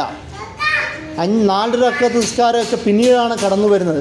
ജീവിത സാഹചര്യമൊക്കെയും അനുകൂലമാവുന്ന ഒരു പശ്ചാത്തലത്തിലാണ് റക്കാത്തുകളുടെ എണ്ണം പോലും കൂടുന്നത്. ആദ്യകാലമൊക്കെ 2 റക്കാത്തുകളായിരുന്നു, അതും ഒളിച്ചും പാത്തും നിസ്കരിക്കാൻ പറ്റുന്നവർക്ക് മാത്രം നിസ്കരിക്കാനുള്ളതായിരുന്നു. നമ്മൾ ആലോചിച്ച് നോക്കുക, ശരീഅത്ത് നമ്മൾ ഇന്ന് പറയുന്ന ശരീഅത്ത് പോലും അത് ഫോം ചെയ്യുന്ന ഘട്ടത്തിൽ എത്രത്തോളം കാരുണ്യത്തോടുകൂടിയും നീതിയോടും കൂടിയിട്ടാണ് നബി സല്ലല്ലാഹു അലൈഹി വസല്ലം നടപ്പിലാക്കിയെന്ന് ആലോചിക്കുക. അതുകൊണ്ട് തന്നെയാണ് ഒരു ശരീഅത്ത്, ഒരു അഡിക്ഷനുള്ള ഒരാൾ, കള്ളുകുടി ശീലിച്ച ഒരാളെ ഖുർആൻ തന്നെ 3 ഘട്ടത്തിലൂടെയാണ് നന്നാക്കുന്നത്. ആദ്യം അതിലെ പ്രശ്നങ്ങളെക്കുറിച്ച് ബോധിപ്പിക്കുന്നു, എന്നിട്ട് പിന്നീട് അത് കുടിച്ചുകൊണ്ട് നിങ്ങൾ ആരാധനാനുഷ്ഠാനങ്ങൾ വലാ തഖ്റബു സ്വലാത്ത വ അൻതും സുക്കാറ, കള്ളു കുടിച്ചുകൊണ്ട് മതോന്മത്തനായി നിങ്ങൾ എന്ത് ചെയ്യരുത്, നമസ്കാരത്തിലേക്ക് അടുക്കരുതെന്ന് പറയുന്നു. അതിൻ്റെ അർത്ഥം കുടിക്കുന്നവരപ്പോഴും ഉണ്ടാവാം. അവസാനമാണ് പിന്നീട് ഇന്നമൽ ഖംറു വൽ മൈസർ എന്ന് പറയുന്ന കള്ളും ചൂതും പോലുള്ള കാര്യങ്ങളൊക്കെയും നിരോധിച്ചുകൊണ്ട് അവസാന ഘട്ടത്തിലാണ് വരുന്നത്. കാരണം അഡിക്ഷനെ പോലുള്ള വലിയ വലിയ പ്രശ്നങ്ങൾ, കുറ്റങ്ങൾ ഒറ്റയടിക്ക് ഒരു ഞൊടിയിടയിൽ ഇല്ലാതാക്കാൻ കഴിയുന്നതല്ല. അതിന് ടൈം വേണം. ശരീഅത്ത് ആ നിലയിൽ പോലുമാണ് സ്വീകരിക്കുന്നത്. അതുപോലെ തന്നെ നമുക്കറിയാം, മോഷണം എന്ന് പറയുന്ന കാര്യങ്ങൾക്ക് കൈവെട്ടുക എന്ന് പറയുന്ന ആയത്തുകൾ ഖുർആനിൽ കാണാം. അസാരിഖ് വസാരിഖത്ത് എന്ന് പറയുന്ന ആ ആയത്തുകൾ വിശദീകരിക്കുന്നുണ്ട്. പക്ഷേ നമ്മൾ മനസ്സിലാക്കേണ്ടത്, ഏതെങ്കിലും ഒരു ചെറിയ കാര്യം മോഷ്ടിച്ചാൽ അതിന് മോഷണമാണ് എന്ന് ഫിഖ് കരുതുന്നില്ല. മോഷണം എന്നതിന് ഫിഖിൽ ഒരുപാട് ഡെഫിനിഷൻസ് ഉണ്ട്. എന്താണ് മോഷണം? ഒരാളുടെ പേന എടുത്താൽ മോഷണമായി കരുതില്ല. ഒരു കടയിൽ നിന്ന് ഒരാൾ ബ്രെഡ് എടുത്തുകൊണ്ട് പോയാൽ അത് എടുത്തത് നന്നായി എന്ന് കരുതണമെന്നാണ്. ബ്രെഡ് ഒരു മോശമായി കരുതുക, കാരണം അവന് വിശപ്പുള്ളത് കൊണ്ടാണ് അയാൾ ബ്രെഡ് എടുത്തത്. പച്ചക്കറികൾ, ചെറിയ ചെറിയ പച്ചക്കറികളൊക്കെ എടുക്കുമ്പോൾ അത് മോഷണമായി കരുതാൻ പാടില്ല എന്നാണ് ഫിഖിലുള്ളത്. അപ്പോൾ എന്താണ് മോഷണം? പണ്ഡിതന്മാർ പറയുന്നത്, മോഷണം എന്ന് പറയുന്നത് വളരെ സുരക്ഷിതമായ ഒരു സ്ഥലത്ത് വീട് അടച്ചു വെച്ചതിന് ശേഷം അത് ചവിട്ടി പൊളിച്ച് വന്നെടുക്കുന്നതിനെയാണ് മോഷണമായി കരുതേണ്ടതെന്നാണ് പറയുന്നത്. അത്രത്തോളം വിലപിടിപ്പുള്ള കാര്യങ്ങളെയാണ് മോഷണ വസ്തുവായി പോലും ചില ഫുഖാക്കൾ പരിഗണിക്കുന്നത് പോലും. അതും മാത്രമല്ല, ഇങ്ങനെയുള്ള കാര്യങ്ങൾ എടുത്താൽ കൈവെട്ടണോ വേണ്ടയോ എന്ന് പോലും ചർച്ചകളുണ്ട്. ഉമറുള്ളാഹിൻ്റെ കാലത്ത് അത് സംഭവം ഉണ്ടായല്ലോ, നമുക്കെല്ലാവർക്കും അറിയാം. ഉമറുള്ളാഹിൻ്റെ അടുത്ത് 2 ഉടമമാർ അവരുടെ അടിമകളെ കൊണ്ടുവന്നു. എന്നിട്ട് പരാതി പറഞ്ഞു, ഞങ്ങളുടെ ഒട്ടകത്തെ ഇവർ അറുത്ത് തിന്നു. അപ്പോൾ അവർ പറഞ്ഞത്, കാര്യം ചോദിച്ചപ്പോൾ അടിമകൾ പറഞ്ഞത്, ഞങ്ങൾക്ക് വേണ്ട രീതിയിൽ ഭക്ഷണം തന്നില്ല, വിശന്നിട്ടാണ് ചെയ്തത്. ഉമറുള്ളാഹിന് കൊണ്ടുവന്ന മുതലാളിമാരെ പഴി പറഞ്ഞ് ഓടിക്കുകയാണ് ചെയ്യുന്നത്. കാരണം നബി സല്ലല്ലാഹു അലൈഹി വസല്ലം പ്രത്യേകം പറഞ്ഞു, നിങ്ങൾ ധരിക്കുന്നത് നിങ്ങളുടെ അടിമകൾക്ക് നൽകുക, നിങ്ങൾ കഴിക്കുന്നത് നിങ്ങളുടെ അടിമകൾക്ക് നൽകുക എന്ന് പറയുന്ന അടിസ്ഥാന സ്രോതസ്സുള്ളപ്പോൾ ഈ ഉടമകൾ ചെയ്തത് കുറ്റകൃത്യമാണ്. അവരെ വിശന്ന് അങ്ങനെ ജീവിക്കാൻ നിങ്ങൾ ഉപേക്ഷിച്ചത് കൊണ്ടാണ് അവർ മോഷണം പതിവാക്കിയത്, അല്ലെങ്കിൽ അങ്ങനെ ചെയ്തത്. അത് ഞാൻ പറഞ്ഞത്, ഇസ്ലാമിൽ ആ ഒരു നിയമം ഉണ്ടായിട്ട് പോലും അതിനൊരു കോണ്ടെക്സ്റ്റ്, പശ്ചാത്തലവും കൂടി പരിഗണിച്ചുകൊണ്ട് മാത്രമേ നിയമങ്ങൾ നടപ്പിലാക്കുകയുള്ളൂ. അത്രത്തോളം നിയമങ്ങൾ പോലും നീതിയുടെയും കാരുണ്യത്തിൻ്റെയും അടിസ്ഥാനത്തിലാണ് ശരീഅത്ത് നമ്മെ പഠിപ്പിക്കുന്നത്. അതിൻ്റെ പോലെ തന്നെ മറ്റൊന്ന്, നമ്മുടെ നമ്മുടെ ഓരോരുത്തർക്കും അവകാശങ്ങളുണ്ടല്ലോ. ഖുർആൻ തന്നെ ഇസ്ലാമിൻ്റെയും ഇതര ആശയങ്ങളുടെയും ഒരു പ്രത്യേകത, നമ്മൾ കമ്മ്യൂണിസം, ക്യാപിറ്റലിസം പോലുള്ള വിഷയങ്ങൾ ചർച്ച ചെയ്യുമ്പോൾ ഇതിലെവിടെയാണ് ഇസ്ലാം നിൽക്കുന്നത് എന്ന് പറയുന്നൊരു ചർച്ച കടന്നു വരാറുണ്ട്. അതായത് പ്രൈവറ്റ് പ്രോപ്പർട്ടി, സ്വകാര്യ വസ്തു, അങ്ങനെ ഒരു അവകാശം നമുക്കുണ്ടോ? കമ്മ്യൂണിസ്റ്റ്, മാർക്സിസ്റ്റ്, താത്വിക ചിന്താപ്രകാരം അങ്ങനെ ഒരു സംവിധാനം ഇല്ല എന്നാണ്. പക്ഷേ ഖുർആനിൽ, ഇസ്ലാമിൽ എന്താണ് പറയണത്? എല്ലാവർക്കും അവരുടേതായ ചില അവകാശങ്ങൾ പഠിപ്പിക്കുന്നുണ്ട്. അതിൽ 5ഓളം സംരക്ഷണങ്ങൾ ഉറപ്പുവരുത്തുവാൻ ശരീഅത്ത് നിർബന്ധമാണെന്ന് പഠിപ്പിക്കുന്നു. അതിലൊന്ന് ഹിഫ്ലുൻ നഫ്സ്. ഓരോരുത്തരെയും ശരീഅത്ത് പറയുന്നുണ്ട്, ഓരോരുത്തരുടെയും അവരുടെ നഫ്സ് സംരക്ഷണം ശരീഅത്ത് ഉറപ്പുവരുത്തുന്നതാണ്. അവരുടെ ശരീരത്തെ, അവരുടെ മനസ്സിനെ, മാനത്തെ ഹനിക്കുന്ന, ഉപദ്രവിക്കുന്ന, നശിപ്പിക്കുന്ന ഒന്നും ശരീഅത്തിൽ നിന്നുണ്ടാവാൻ പാടില്ല. അങ്ങനെയൊന്നും ശരീഅത്ത് അനുവദിക്കുകയുമില്ല. അങ്ങനെ ഒരു കാര്യം ശരിയല്ല. അതുകൊണ്ടാണ് വധം ഇസ്ലാം ഹറാമാക്കിയത്. അതുപോലെ തന്നെയാണ് ആത്മഹത്യയും ഇസ്ലാം ഹറാമാക്കിയത്. കാരണം നഫ്സ്, ശരീരം പടച്ചവൻ തന്നെയാണ്. മൈ ബോഡി മൈ പൊളിറ്റിക്സ് എന്ന് പറയുന്നത് ഇസ്ലാം അംഗീകരിക്കാത്തത് അവിടെയാണ്. നഫ്സ്, ശരീരം എന്നത് പടച്ചവൻ തന്നതാണ്. ആ തന്ന അമാനത്തിനെ സൂക്ഷിക്കുക എന്നുള്ളതാണ്. അതാരായാലും ശരി, ഈ വിഷയത്തിൽ എല്ലാവരും തുല്യരാണ്. ആർക്കും ആത്മഹത്യയോ മറ്റൊരാളോ അതൊരു മുസ്ലിങ്ങൾ മാത്രം ചെയ്യേണ്ടതോ ബാക്കിയുള്ളവർ ചെയ്യുക എന്നല്ല. ഇതെല്ലാവർക്കും പൊതുവായി പറയുന്ന നിയമമാണ്. നഫ്സിൻ്റെ സംരക്ഷണം ശരീഅത്ത് ഇസ്ലാം ഉറപ്പുവരുത്തുന്നു. രണ്ടാമതാണ് ഹിഫ്ലുൽ അഖ്ൽ, അഖ്ലിൻ്റെ സംരക്ഷണം. ഇത് ഓരോ വ്യക്തിക്കും, ആണിനും പെണ്ണിനും എല്ലാവർക്കും ഒരുപോലെ നൽകുന്ന സംരക്ഷണമാണ്. ഒരാളുടെ ബുദ്ധിയെ സംരക്ഷിക്കൽ ഇസ്ലാം ഉറപ്പുവരുത്തുന്ന കാര്യമാണ്. അതിൽ മറ്റൊരാളുടെ ബുദ്ധിയെ ഒരാൾക്ക് നശിപ്പിക്കാൻ സാധ്യമല്ല. സ്വന്തം ബുദ്ധിയെ നിങ്ങൾ നശിപ്പിക്കാൻ സമ്മതിക്കുകയുമില്ല ഇസ്ലാം. അതുകൊണ്ടാണ് കള്ളൂടി പോലുള്ള കാര്യങ്ങൾ ഇസ്ലാം ഹറാമാക്കുന്നത്. അത് നഫ്സ് മാത്രമല്ല, നമ്മുടെ ബുദ്ധി മാത്രമല്ല, മറ്റ് പല ഭാഗങ്ങളിലേക്കും അത് പകരുകയും ചെയ്യുന്നു എന്ന് നമുക്കറിയാം. അതുപോലെയാണ് മൂന്നാമത്തെ ഹിഫ്ലുദ്ദീൻ, ദീനിൻ്റെ സംരക്ഷണം. ഒരാൾക്ക് അയാളുടെ മതവിശ്വാസം പുലർത്തുവാൻ ഇസ്ലാം, ആരാണെങ്കിലും ഏത് മതമാണെങ്കിലും അത് ഇസ്ലാം പ്രത്യേകം സംരക്ഷണം ഉറപ്പുവരുത്തുന്നുണ്ട്. അത് ഒരു മുസ്ലിം ആണെങ്കിലും ഒരു മുസ്ലിം അല്ലാത്ത ഒരാളാണെങ്കിലും. അതുകൊണ്ടാണ് ഖുർആൻ പ്രത്യേകം എടുത്ത് പറയുന്നത് വലാ തസുബുല്ലദീന യദഊന മിൻ ദൂനില്ലാഹി ആഖർ, അല്ലാഹുവിനല്ലാതെ വിളിച്ച് പ്രാർത്ഥിക്കുന്നവരെ നിങ്ങൾ എന്ത് ചെയ്യരുത്, അധിക്ഷേപിക്കരുത്, തെറി വിളിക്കരുതെന്ന് പറഞ്ഞു. ഇസ്ലാമിൻ്റെ കൺസെപ്റ്റ് ഷിർക്ക്, ഇന്ന ഷിർക്കല്ല ഉലുമുൻ അളീം, ഷിർക്ക് മഹാപാപമാണ്, അക്രമമാണ്. പക്ഷേ മുശ്രിക്കല്ല. മുശ്രിക്ക് ഒരു മനുഷ്യനാണ്. മുശ്രിക്ക് ഷിർക്കിൻ്റെ പേരിൽ അറ്റാക്ക് ചെയ്യാൻ ഇസ്ലാം അംഗീകരിക്കില്ല. അവൻ്റെ വിശ്വാസാചാരങ്ങളെ തെറി വിളിക്കാൻ ഇസ്ലാം അനുവദിക്കില്ല.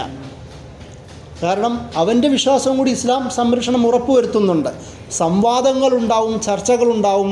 ഇസ്ലാമാണ് ഇന്നദ്ദീന ഇൻദല്ലാഹിൽ ഇസ്ലാം, അള്ളാഹുവിൻ്റെ അടുത്ത് ദീൻ എന്ന് പറയുന്നത് ഇസ്ലാമാണെന്നും ഷിർക്ക് മഹാ അപക്രമമാണെന്നും ഖുർആൻ പറയുന്നു. ഇസ്ലാം വിശ്വസിക്കുന്നു, മുസ്ലിം അത് കരുതുന്നു. പക്ഷേ അതിൻ്റെ അർത്ഥം മറ്റൊരാളുടെ വിശ്വാസത്തിലേക്ക് കടന്നു കയറാനല്ല. സംവാദങ്ങൾ സാധ്യമാണ്, പക്ഷേ അവിടെ അക്രമങ്ങൾ അനുവദിക്കുകയില്ല. അത് ഖുർആൻ തന്നെ പറയും, ജാദിൽഹും ബില്ലത്തി ഹിയ അഹ്സൻ. ഒരാളോട്, മറ്റുള്ളവരോട് ജിദാൽ, സംവാദം നടത്തേണ്ട ഏറ്റവും നല്ല മാർഗം ഉപയോഗിച്ചുകൊണ്ടാണ്. ഇദൂ ഇലാ സബീലി റബ്ബിക ബിൽ ഹിക്മത്തി വൽ മൗഇദത്തിൽ ഹസന. ഇസ്ലാമിൻ്റെ മാർഗത്തിലേക്ക് ആൾക്കാരെ ക്ഷണിക്കേണ്ടത് ഹിക്മത്തും യുക്തിയും വകതിരിവും സാഹചര്യബോധവും വിവരവും അതിൻ്റെ കൂടെ തന്നെ സതുപദേശവും കൊണ്ടാവണം. കാരണം നമുക്കറിയാം പല ദാവകൾക്കും ഈ ഒരു പല പരിസരബോധങ്ങൾ ഉണ്ടാവാറില്ല. നിൻ്റെ ദീൻ പൊളിയാണ്, എൻ്റെ ദീൻ ഉഷാറാണ് എന്ന് പറയുന്നത് വളരെ വയലൻ്റായ ഭാഷയിലാണ്. പല ദാവത്തി രീതികളും അങ്ങനെയാണ്. ഇസ്ലാം അത് അംഗീകരിക്കില്ല.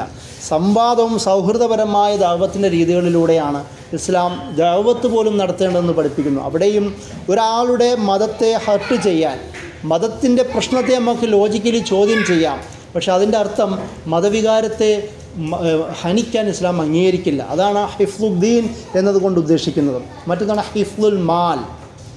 അവിടെയാണ് ഞാൻ കമ്മ്യൂണിസ്റ്റ് ക്യാപിറ്റലിസ്റ്റ് ചിന്തയെക്കുറിച്ച് പറഞ്ഞത്. ഓരോ മനുഷ്യനും പ്രൈവറ്റ് പ്രോപ്പർട്ടി സ്വന്തമായി സമ്പാദിക്കാനും അത് കരുതാനും അത് വളർത്താനും ഇസ്ലാം അനുവദിക്കുന്നു. മുസ്ലിമിനെ സംബന്ധിച്ചിടത്തോളം അവിടെ ഹറാം കലരാൻ പാടില്ല എന്ന് മുസ്ലിങ്ങളുടെ പ്രത്യേക കാര്യം എടുത്ത് പറയുന്നത് കാണാം. അതുകൊണ്ടാണ് പ്രൈവറ്റ് പ്രോപ്പർട്ടി ഇസ്ലാം പറയുന്നു. ഏത് തരത്തിലും സമ്പത്തിൻ്റെ ഒരു ആധിക്യത്തെ ഇസ്ലാം തടയുന്നില്ല, പക്ഷേ അതിന് ക്രൈറ്റീരിയ ഇസ്ലാം വെച്ചു. ഹറാം കലരാൻ പാടില്ല, മറ്റൊരാളെ അതിക്രമിച്ച് പിടിക്കാൻ പാടില്ല. യത്തീമ് പോലുള്ള വിഷയങ്ങൾ നമുക്കറിയാം. യത്തീമിനെ സംരക്ഷിക്കുമ്പോൾ ആ ചെറുപ്പകാലത്ത് നമ്മുടെ കയ്യിൽ വരുന്ന യത്തീമിനെ അവൻ്റെ സമ്പത്ത് സംരക്ഷിക്കുകയും എന്നാൽ അതേസമയം വളർന്നു വലുതാകുമ്പോൾ ഒരു തരി പോലും ബാക്കിയാവാതെ തിരിച്ചു കൊടുക്കുകയും ചെയ്യണമെന്ന് പറയുന്ന വാദം നമുക്കറിയാം. പണ്ഡിതന്മാരെ വിശദീകരിക്കുന്ന ഭാഗത്ത് ജനങ്ങളുടെ സമ്പത്ത് ഊറ്റിയെടുക്കുന്ന പണ്ഡിതന്മാരെക്കുറിച്ച് ഖുർആൻ പരാമർശിക്കുന്നത് നമുക്ക് കാണാം. കാരണം സമ്പത്തെന്ന് പറയുന്നത് മറ്റൊരാൾക്ക് അവന് അള്ളാഹു നൽകിയതാണ്. അത് പിടിച്ചെടുക്കാൻ നമുക്ക് അർഹതയില്ല. അത് അൽ മാലു മാലുല്ലാ എന്നാണ് ഇസ്ലാം സമ്പത്തിനെക്കുറിച്ച് പഠിപ്പിക്കുന്നത്. സമ്പത്ത് പടച്ചവൻ്റെ സമ്പത്ത്, അത് അള്ളാഹു നൽകുന്നതാണ്. അനുവാദമില്ലാതെ മറ്റൊരാളിൽ നിന്ന് കൈയിട്ട് വരാൻ വിശ്വാസം ഇസ്ലാം അംഗീകരിക്കുന്നില്ല. അതെല്ലാവരുടെയും സമ്പത്ത് ഒരുപോലെ പ്രൊട്ടക്റ്റ് ചെയ്യുന്നത് നമുക്ക് കാണാം. അതാണ് നാലാമത്തെ. അതിൻ്റെ അടുത്തത് ഹിഫ്ലുൽ ഇറദ്. ഞാൻ പറയുന്നത് എങ്ങനെയാണ് ഒരു വ്യക്തിഗത സ്വാതന്ത്ര്യങ്ങൾ, അവകാശങ്ങൾ ഇസ്ലാം സംരക്ഷിക്കുന്നതെന്ന് പറയാൻ വേണ്ടിയിട്ടാണ്. അതാണ് ഹിഫ്ലുൽ ഇറദ്, അഭിമാന സംരക്ഷണം. എല്ലാവർക്കും അഭിമാനം വളരെ പ്രിയപ്പെട്ടതാണ്. അത് ആരും തകർക്കാൻ നമ്മൾ സമ്മതിക്കില്ല. എന്തുകൊണ്ടാണ് ഗീബത്തും നമീമത്തും ഇസ്ലാം ഹറാമാക്കിയത്? അത് ഹറാമാണെന്ന് നമുക്ക് ചിന്തിക്കാറുണ്ടോ? അത് ഹറാമാക്കിയതാണ്, അല്ലാതെ ചെയ്യല്ലേ എന്ന് പറയുന്ന ഒരു ഒരു ചെയ്യുന്ന ഒരു ഉപദേശമല്ല അല്ലാഹ് ചെയ്യുന്നത്. ഹറാമാക്കിയാണ്. വലാ യഗ്തബ് ബഅ്ദുക്കും ബഅ്ദാ, നിങ്ങൾ ഗീബത്ത് പരസ്പരം പറയരുത്. വലാ യാ അയ്യുഹല്ലദീന ആമനൂ ഇജ്തനിബൂ കസീറൻ മിനൽ-ളുന്ന്, പല ഊഹാപോഹങ്ങളും നിങ്ങൾ ഉപേക്ഷിക്കണം. കാരണം അതിനു വേണ്ടി നിങ്ങൾ വലാ തജസ്സസു, നിങ്ങൾ ചുഴിഞ്ഞന്വേഷിക്കാൻ തുടങ്ങും. എന്നിട്ടോ ആ ജാസൂസി ചുഴിഞ്ഞന്വേഷണത്തിലൂടെ പിന്നെന്താ ചെയ്യുക? വലാ യഗ്തബ് ബഅ്ദുക്കും ബഅ്ദാ, പരദൂഷണങ്ങൾക്ക് നിങ്ങളത് ഉപയോഗിക്കും. അതുകൊണ്ടാണ് അല്ലാഹു സുബ്ഹാനഹു വ തആല പറയുന്നത് അയ്യുഹിബ്ബു അയ്യകുല ലഹ്മ അഖീഹി മൈതൻ ഫകരിഹ്തുമൂ, നിങ്ങൾ ആരെങ്കിലും സ്വന്തം മരിച്ചു കിടക്കുന്ന സഹോദരൻ്റെ ശവം തിന്നാൻ ഇഷ്ടപ്പെടുമോ? ഫകരിഹ്തുമില്ല, നിങ്ങൾ വെറുക്കുക തന്നെ ചെയ്യും. അതുകൊണ്ട് ആ പണി ചെയ്യരുത്. ഗീബത്തും നമീമത്തും ഹറാമാക്കിയതാണ്. മാനനഷ്ടം ഇസ്ലാമിലെ പ്രധാനപ്പെട്ട ഒരു നിയമമാണ്. എനിക്കെതിരെ അയാൾ ഇന്നത് പറഞ്ഞു എന്ന് കേസ് ഫയൽ ചെയ്യാൻ പറ്റും. അഭിമാനം എല്ലാവർക്കും പ്രധാനമുള്ളത് കൊണ്ട് തന്നെ ഇസ്ലാം അത് പ്രധാനമായും കാണുന്നു. അടുത്തതാണ് ഹിഫ്ദുൻ നസ്ൽ, കുടുംബത്തിൻ്റെ, നമ്മുടെ തറവാടിൻ്റെ സംരക്ഷണം എന്ന് പറയുന്നത്. അതിൽ പ്രധാനമായും 3 കാര്യങ്ങളാണുള്ളത്. അതിലൊന്ന് ബിർറുൽ വാലിദൈൻ, മാതാപിതാക്കളോടുള്ള ഏറ്റവും നല്ല രീതിയിലുള്ള ഇടപാടുകൾ. ഖുർആൻ ഏറ്റവും കൂടുതൽ വിശദീകരിക്കുന്നത് അതാണ്. കാരണം ഒരു മകൻ ഒരു മകൾ പിന്നീട് അവർ മാതാവും പിതാവും ആവാനുള്ളതാണ്. അതുകൊണ്ട് നമ്മളിപ്പോൾ കൊടുക്കുന്നത് തിരിച്ചു കിട്ടും. അതുകൊണ്ടാണ് ഖുർആൻ ഏറ്റവും കൂടുതൽ മാതാപിതാക്കളോട് നന്നായി പെരുമാറൂ എന്ന് പറയുന്നത്. വഖളാ റബ്ബുക അല്ലാ തഅബുദു ഇല്ലാ ഇയ്യാഹു വബിൽ വാലിദൈനി ഇഹ്സാന, ഇബാദത്തിനോട് ചേർത്തുകൊണ്ടാണ് അല്ലാഹു സുബ്ഹാനഹു വ തആല വബിൽ വാലിദൈനി ഇഹ്സാന എന്ന് ചേർത്ത് പറയണത്. അത് ഖുർആൻ പലയിടത്തും പറയുന്നത് നമുക്ക് കാണാം. സൂറ ഇസ്രായിലൊക്കെയും അതിന് വിശദീകരണങ്ങൾ ഒരുപാടുണ്ട്. അതായത് ബിർറുൽ വാലിദൈൻ അള്ളാഹുവിൻ്റെ ഇബാദത്തിനോട് ചേർത്ത് വെക്കുന്നു, അതൊന്നാണ്. രണ്ടാമതാണ് തർബിയത്തുൽ ഔലാദ്, അതായത് ജനിപ്പിച്ച് വിട്ടാൽ മാത്രം പോരാ, മക്കളെ പോറ്റാൻ കഴിയണം. വാപ്പയൊന്നും ഉമ്മയൊന്നും മക്കൾ കരുതണമെങ്കിൽ ആ തരത്തിലുള്ള സ്റ്റാൻഡേർഡിലേക്ക് വാപ്പയും ഉമ്മയും വളരണം. അതല്ല എങ്കിൽ പരാതിയായിട്ട് കോർട്ടിൻ്റെ മുമ്പിൽ വരാൻ ഇസ്ലാം അനുവദിക്കുന്നുണ്ട്. മാതാപിതാക്കൾക്ക് ഉമർ അള്ളാഹുവിൻ്റെ സംഭവമൊക്കെ നമുക്കറിയാം. ഉമർ അള്ളാഹുവിൻ്റെ അടുത്ത് ഒരു പയ്യൻ വന്നിട്ട് എൻ്റെ വാപ്പ എന്നോട് 3 അക്രമങ്ങൾ ചെയ്തു എന്ന് പറയുന്നു. 3 കാര്യങ്ങൾ ചെയ്തു. ഒന്ന്, എനിക്ക് നല്ലൊരു ഉമ്മയെ തന്നില്ല. രണ്ടാമത്, എനിക്കൊരു മോശം പേരാ തന്നത്. മൂന്നാമത്, എന്നെ പഠിപ്പിച്ചില്ല, ഖുർആൻ മറ്റും പഠിപ്പിച്ചില്ല. അതിന് ഉമർ അള്ളാഹുവിന് പരിഹാരം കാണുന്നത് നമുക്കറിയാം. അതായത് ഒരു കുട്ടിയുടെ ഒരു ഉദാഹരണം ഞാൻ പറയുകയാണ്. കുട്ടികളുടെ സംരക്ഷണം ഇസ്ലാം ശക്തമായി ഒരു നിയമമാക്കി തന്നെ വരുന്നു. നബി സല്ലല്ലാഹു അലൈഹി വസല്ലം വഴിയിൽ കണ്ട ഒരു അനാഥ ബാലനെ കുറിച്ച് പറയുന്നു, നിൻ്റെ വാപ്പ ഞാനാണ്, നിൻ്റെ ഉമ്മ ആയിഷയാണ്. അതായത് സ്റ്റേറ്റ് എന്തായി മാറുന്നു? കുട്ടികളുടെ സംരക്ഷണം ഏറ്റെടുക്കുന്നു. കാരണം മാതാപിതാക്കളില്ല എങ്കിൽ ഭരണകൂടം ഏറ്റെടുക്കണമെന്നൊരു ആശയം. അതുകൊണ്ടാണ് മുസ്ലിങ്ങൾ സ്നേഹത്താൽ യതീംഖാന എന്ന് പറയുന്നൊരു ആശയം രൂപപ്പെടുത്തത്. അത് നല്ലതാണോ മോശമാണോ എന്നുള്ള വേറെ ചർച്ചയാണെങ്കിൽ പോലും ഈ ഒരു സംരക്ഷണം ഉറപ്പുവരുത്തുക എന്നതുകൊണ്ടാണ് യതീംഖാന പോലുള്ള ആശയങ്ങൾ പോലും മുസ്ലിങ്ങൾ കൊണ്ടുവന്നത്. ഞാൻ പറഞ്ഞത് രണ്ടാമത് തർബിയത്തുലല്ല. മൂന്നാമത് ഹുഖൂഖു സൗജൈൻ, ഇണകളുടെ അവകാശങ്ങളും ഉത്തരവാദിത്തങ്ങളും. ഇത് ഈ പറയുന്ന ഈ ഹിഫ്ദുൻ നസ്ൽ, കുടുംബത്തിൻ്റെ സംരക്ഷണത്തിൽ പ്രധാനമായും 3ാമത്തെ കാര്യമാണ്. അത് ഉറപ്പുവരുത്തുക. അതായത് ഇവിടെ വിഷയം നമ്മുടെ ഒരു കാലം വരെയും നമ്മളെല്ലാവരും അവകാശങ്ങളെക്കുറിച്ചാണ് പറഞ്ഞിരുന്നത്. ആണിൻ്റെ അവകാശവും പെണ്ണിൻ്റെ അവകാശവും. ആക്ച്വലി ഇപ്പോൾ തിരിച്ചു വരുന്ന ഒരു സാഹചര്യമുണ്ട്. ഓരോരുത്തരും അവരവരുടെ ഉത്തരവാദിത്തങ്ങളെക്കുറിച്ച് പറയുന്ന ഒരു സാഹചര്യമാണ് ഇപ്പോൾ നിലവിലുള്ളത്. ഒരു ഇണ എന്ന നിലയിൽ എൻ്റെ ഉത്തരവാദിത്തം എന്താണെന്ന് ആണും പെണ്ണും പരസ്പരം ആലോചിക്കേണ്ട ഒരു ആവശ്യം രൂപപ്പെടുന്നു. കാരണം മറ്റൊരു ഉത്തരവാദിത്തം നിറവേറ്റില്ലെങ്കിൽ അവിടെ അനീതി സംഭവിക്കുന്നതാണ്. അവകാശങ്ങൾക്ക് വേണ്ടി സംസാരിക്കുമ്പോൾ പലപ്പോഴും നീതിയെക്കുറിച്ച് നമ്മൾ മറ്റൊരാളുടെ നീതിയെക്കുറിച്ച് ആലോചിക്കാറില്ല. ഉത്തരവാദിത്തത്തെക്കുറിച്ച് ആലോചിക്കുമ്പോൾ നീതി സംഭവിക്കാൻ സാധ്യമാണ്. നമ്മൾ മനസ്സിലാക്കേണ്ട ഒരു വിഷയമാണ്. അതുകൊണ്ടാണ് ഹിഫ്ദുൻ നസ്ലിൽ ഈ 3 കാര്യങ്ങൾ. ഒന്ന് ബിർറുൽ വാലിദൈൻ, രണ്ടാമത് തർബിയത്തുൽ ഔലാദ്, മൂന്നാമത് ഹുഖൂഖു സൗജൈൻ. അത് നമ്മുടെ ഈ ഹിഫ്ദുൻ നസ്ലുമായി ബന്ധപ്പെട്ട് മനസ്സിലാക്കേണ്ട വിഷയമാണ്. അവസാനമായി ഈ ഒരു വിഷയത്തിൽ ഇൻഡിവിജ്വൽ റൈറ്റ് എന്ന നിലയിൽ അവസാനമായി ഖുർആൻ പറയുന്ന സാധനമാണ് ഹിഫ്ദുൽ അദ്ൽ, നീതിയുടെ സംരക്ഷണം. ഈ പറയുന്ന 4-5 കാര്യങ്ങളെല്ലാം നീതിയുമായി ബന്ധപ്പെട്ടതാണെങ്കിൽ പോലും ആധുനികരായ പണ്ഡിതന്മാർ, ഫിഖഹിൻ്റെ പണ്ഡിതന്മാർ നീതി തന്നെ പ്രത്യേകം വിഷയമാക്കി കൊണ്ടുവന്നത് കാണാം. നീതി എന്നത് ഒരു തരത്തിലും ഹനിക്കപ്പെടാൻ സാധ്യമല്ല. അത് ആർക്കാണ് നൽകണം. കാരണം ഖുർആൻ തന്നെ സൂറത്ത് നിസാഇൽ ഒരു യഹൂദൻ്റെ നീതിയെക്കുറിച്ച് ഖുർആൻ പ്രത്യേകം എടുത്ത് പറയുന്നത് കാണാം. കാരണം ഇന്നത്തെ ഒരു സാഹചര്യത്തിൽ ഫലസ്തീൻ പോലുള്ള വിഷയങ്ങൾ സജീവമാകുമ്പോൾ നമ്മൾ ഒരു യഹൂദനോടുള്ള കാഴ്ചപ്പാടുകൾ മാറാൻ സാധ്യതകളുണ്ട്. പക്ഷേ ഖുർആനിൽ തന്നെ പല ഭാഗങ്ങളിലും, അല്ലെങ്കിൽ നബി സല്ലല്ലാഹു അലൈഹി വസല്ലമയുടെ ജീവിതത്തിലെ നല്ലൊരു ശതമാനം ഭാഗങ്ങളിലും യഹൂദൻ്റെ നീതിയെ ഉറപ്പുവരുത്തുന്ന ഒരുപാട് സംഭവങ്ങൾ കാണാം. അതിൽ സുഹൃത്തൻ നിസായിലൊരു നല്ലൊരു ഉദാഹരണം അല്ലാഹു സുബ്ഹാനഹു വ തആല നബിയോട് പറയുന്നുണ്ട്, നബിയെ തിരുത്തുന്നുണ്ട്. വലാ തഖുല്ലിൽ ഖാഇനീന ഖസീമ, നബിയെ ചതിയന്മാർക്ക് വേണ്ടി വാദിക്കാൻ നിൽക്കല്ലേ എന്ന്, അഡ്വക്കേറ്റ് ആവല്ലേ എന്ന്, വക്കീലാവല്ലേ എന്ന് നബിയെ തിരുത്തുന്നത് കാണാം. അതിന് സംഭവം എന്ന് പറയുന്നത്, ഒരു അൻസാരിയിൽപ്പെട്ട ഒരു മനുഷ്യൻ, ആ മനുഷ്യൻ അദ്ദേഹത്തിൻ്റെ അമ്മാവൻ്റെ അടുത്ത് നിന്ന് ഒരു പടയെങ്കിലും മറ്റോ മോഷ്ടിക്കുന്നു, ഒരു സാധനം മോഷ്ടിക്കുന്നു. പിടിക്കപ്പെടുമെന്ന് സാഹചര്യം മനസ്സിലായപ്പോൾ അയൽക്കാരനായ യഹൂദൻ്റെ കയ്യിൽ കൊണ്ടു കൊടുത്തു. എന്നിട്ടിത് വാർത്ത തിരിച്ചറിഞ്ഞു ഇയാളുടെ കയ്യിലാണ് സംഭവമുള്ളത്. അദ്ദേഹം വന്നിട്ട് പറഞ്ഞു, ഇദ്ദേഹം എനിക്ക് കൊണ്ടു തന്ന ആളാണെന്ന് പറഞ്ഞു.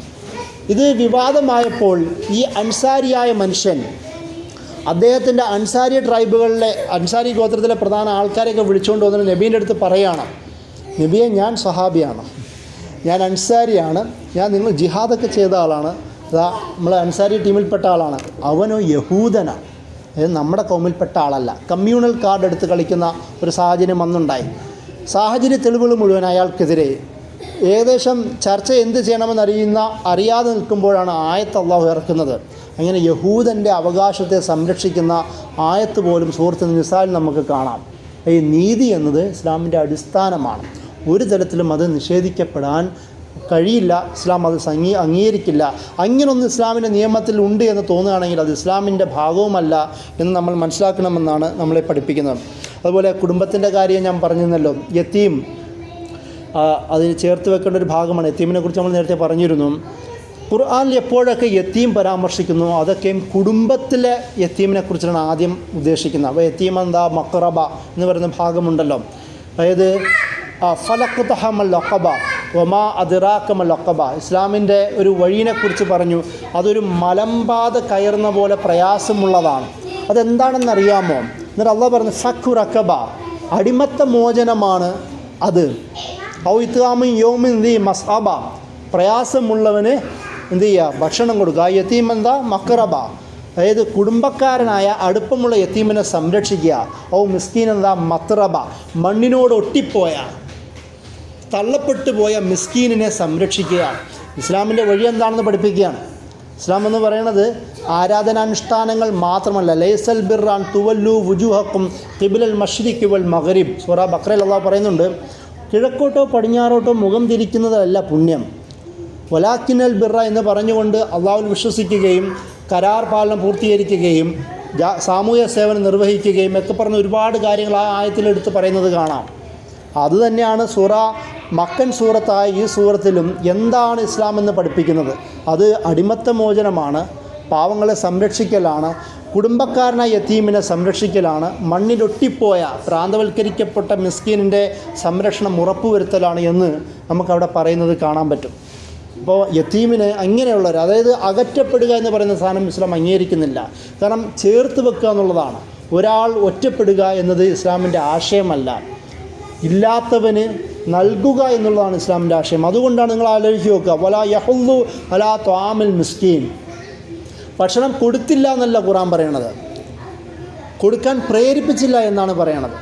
അവിടെ തന്നെ മറ്റൊരാശയമുണ്ട്, ഈ ത്വാമിൽ മിസ്കീൻ, മിസ്കീനിൻ്റെ ഭക്ഷണം, അതായത് നമ്മുടെ ഔദാര്യമല്ല, അവന് കിട്ടേണ്ടതാണത്, അത് പ്രേരിപ്പിച്ചില്ല എന്നാണ് അള്ളാഹു മനുഷ്യന്മാരെ വിമർശിച്ചുകൊണ്ട് പറയണത്. അവൻ്റെ അവകാശമാണ് അവൻ്റെ ഭക്ഷണം. അതുകൊണ്ടാണ് സക്കാത്ത് എന്ന് പറയുന്നത്. നമ്മൾ ആലോചിക്കുക, നമ്മൾ കഷ്ടപ്പെട്ടുണ്ടാക്കുന്ന പൈസയിൽ 2.5% അള്ളാഹ് കൊടുക്കാൻ പറയാണ്. അത് നിർബന്ധമായി കൊടുക്കാൻ പറയാം.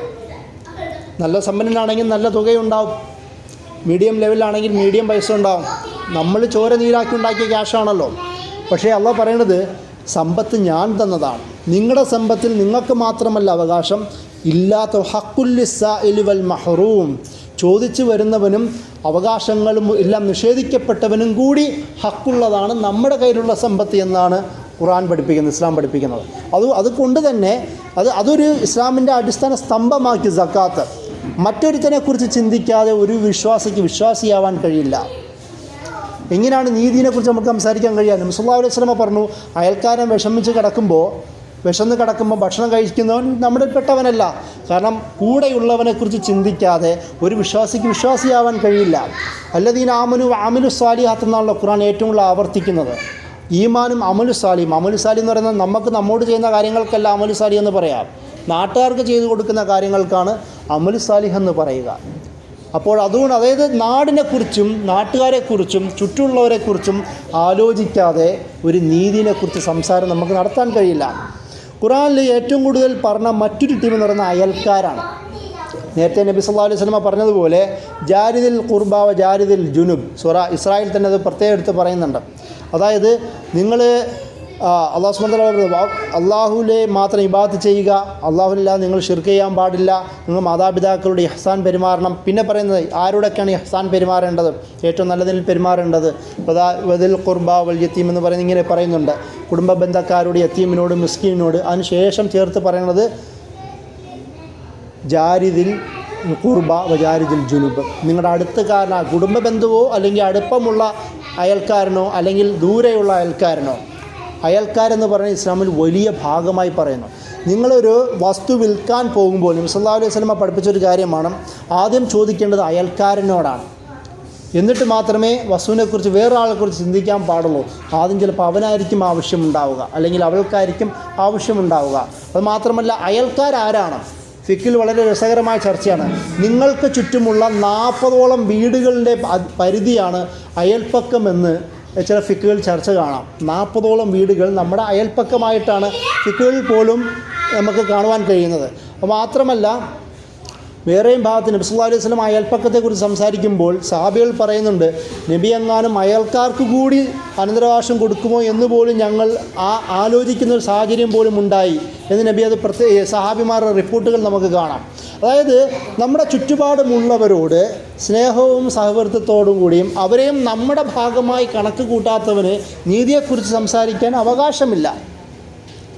അതുകൊണ്ടാണ് ഇപ്പം ഈ അനന്തരാവകാശത്തിൻ്റെ വിതരണത്തെ പശ്ചാത്തലത്തിൽ പോലും ആരെങ്കിലും കുടുംബ ബന്ധക്കാരനോ അല്ലെങ്കിൽ പെട്ടെന്ന് സക്കാത്ത് അനന്തരാവകാശം കിട്ടാത്ത കൊടുക്കാൻ നിർബന്ധമല്ലാത്ത ഒരാൾ, ഏതെങ്കിലും ഒരാൾ പാവപ്പെട്ടവൻ നിങ്ങളോട് ചോദിച്ച് വരികയാണെങ്കിൽ അവരോട് കൊടുക്കാനില്ലെങ്കിൽ മാന്യമായ വർത്തമാനം പറഞ്ഞുകൊണ്ടാണ് തിരിച്ചയക്കേണ്ടതെന്ന് ഖുർആൻ പറയുന്നുണ്ട്. സൂറത്ത് നിസായിൽ ഈ ഫറായിൽ ഈ അനന്തരാവകാശ നിയമങ്ങൾ പറയുന്ന ഭാഗത്ത് പ്രത്യേകം എടുത്ത് പറയുന്നുണ്ട്. അതായത് നീ ആരാ എന്ന് ചോദിക്കാൻ നമുക്ക് അവകാശമില്ല, പകരം ഇല്ലെങ്കിൽ മാന്യമായി തിരിച്ചയക്കാൻ പറ്റുമെങ്കിൽ കൊടുക്കുക എന്ന രീതിയിലാണ് ഖുർആൻ പറയുന്നത്. നമ്മുടെ അനന്തരാവകാശം പോലും അതായത് മറ്റൊരാൾക്ക് പോലും കൊടുക്കാൻ ആ ഒരു നിർദ്ദേശമാണ് ഇസ്ലാം നമ്മെ പഠിപ്പിക്കുന്നത്. അപ്പോൾ ആ ഒരു കൂട്ടുകുടുംബം, ഒരു നാട്, ഒരു കുടുംബമായി ജീവിക്കുക എന്ന് പറയുന്നൊരു ആശയമാണ് അവിടെ. എന്നാൽ മാത്രമേ നീതിയെക്കുറിച്ച് നമുക്ക് സംസാരിക്കാൻ പറ്റുള്ളൂ എന്നാണ് ഇസ്ലാം പറയുന്നത്. അതുപോലെ തന്നെയാണ് മറ്റൊരു വിഷയം, നമ്മുടെ ഇതര മതസ്ഥരെക്കുറിച്ച് പോലും നമുക്ക് ആ ചർച്ചയിൽ അതും കൂടി ഉൾപ്പെടുത്തേണ്ടതുണ്ട്. ഞാൻ നേരത്തെ പറഞ്ഞല്ലോ, ഇതര മതസ്ഥർ എന്ന് പറയുമ്പോൾ ഒരാളുടെ അള്ളാഹുവാണ് അള്ളാഹു, അതുപോലെ ഇസ്ലാമാണ് ദീൻ, നബി സല്ലല്ലാഹു അലൈഹി വസല്ലമയാണ് പ്രവാചകൻ, ഖുർആനാണ് വേദഗ്രന്ഥം എന്ന് നമ്മൾ അടിയന്തരമായി വിശ്വസിക്കുന്നു. അതേസമയം തന്നെ മറ്റുള്ളവരുടെ അവകാശത്തെ സംരക്ഷിക്കാൻ ഇസ്ലാം പ്രത്യേകം പറയുന്നു. അവരെ ആക്രമിക്കാൻ പാടില്ല എന്ന് പ്രത്യേകം പറയുന്നു. യുദ്ധ സന്ദർഭത്തിൽ പോലും സഹാബിമാർ, ഖലീഫമാർ പോകുമ്പോൾ ആരാധനാലയങ്ങൾ നശിപ്പിക്കാൻ പാടില്ല. അതുപോലെ തന്നെ അവരുടെ പ്രീസ്റ്റ്, പുരോഹിതന്മാരെയും പൂജാരിമാരെയും നിങ്ങൾ ഉപദ്രവിക്കാൻ പാടില്ല. നമ്മുടെ ഇന്ത്യയിൽ തന്നെ വളരെ കോൺട്രവേഴ്ഷ്യലായ കഥാപാത്രമാണല്ലോ 2 പേർ, ഒന്ന് ഔറംഗസേബും ടിപ്പു സുൽത്താനും. ഇവർ പോലും ഒരിക്കൽ സോമനാഥ ക്ഷേത്രവുമായി ബന്ധപ്പെട്ട് ബനാറസിൽ നിന്ന് ഒരു ടീം, ബനാറസിലെ ക്ഷേത്രവുമായി ബന്ധപ്പെട്ട ഒരു പൂജാരി സംഘം അദ്ദേഹത്തെ കാണാൻ വരുന്നു.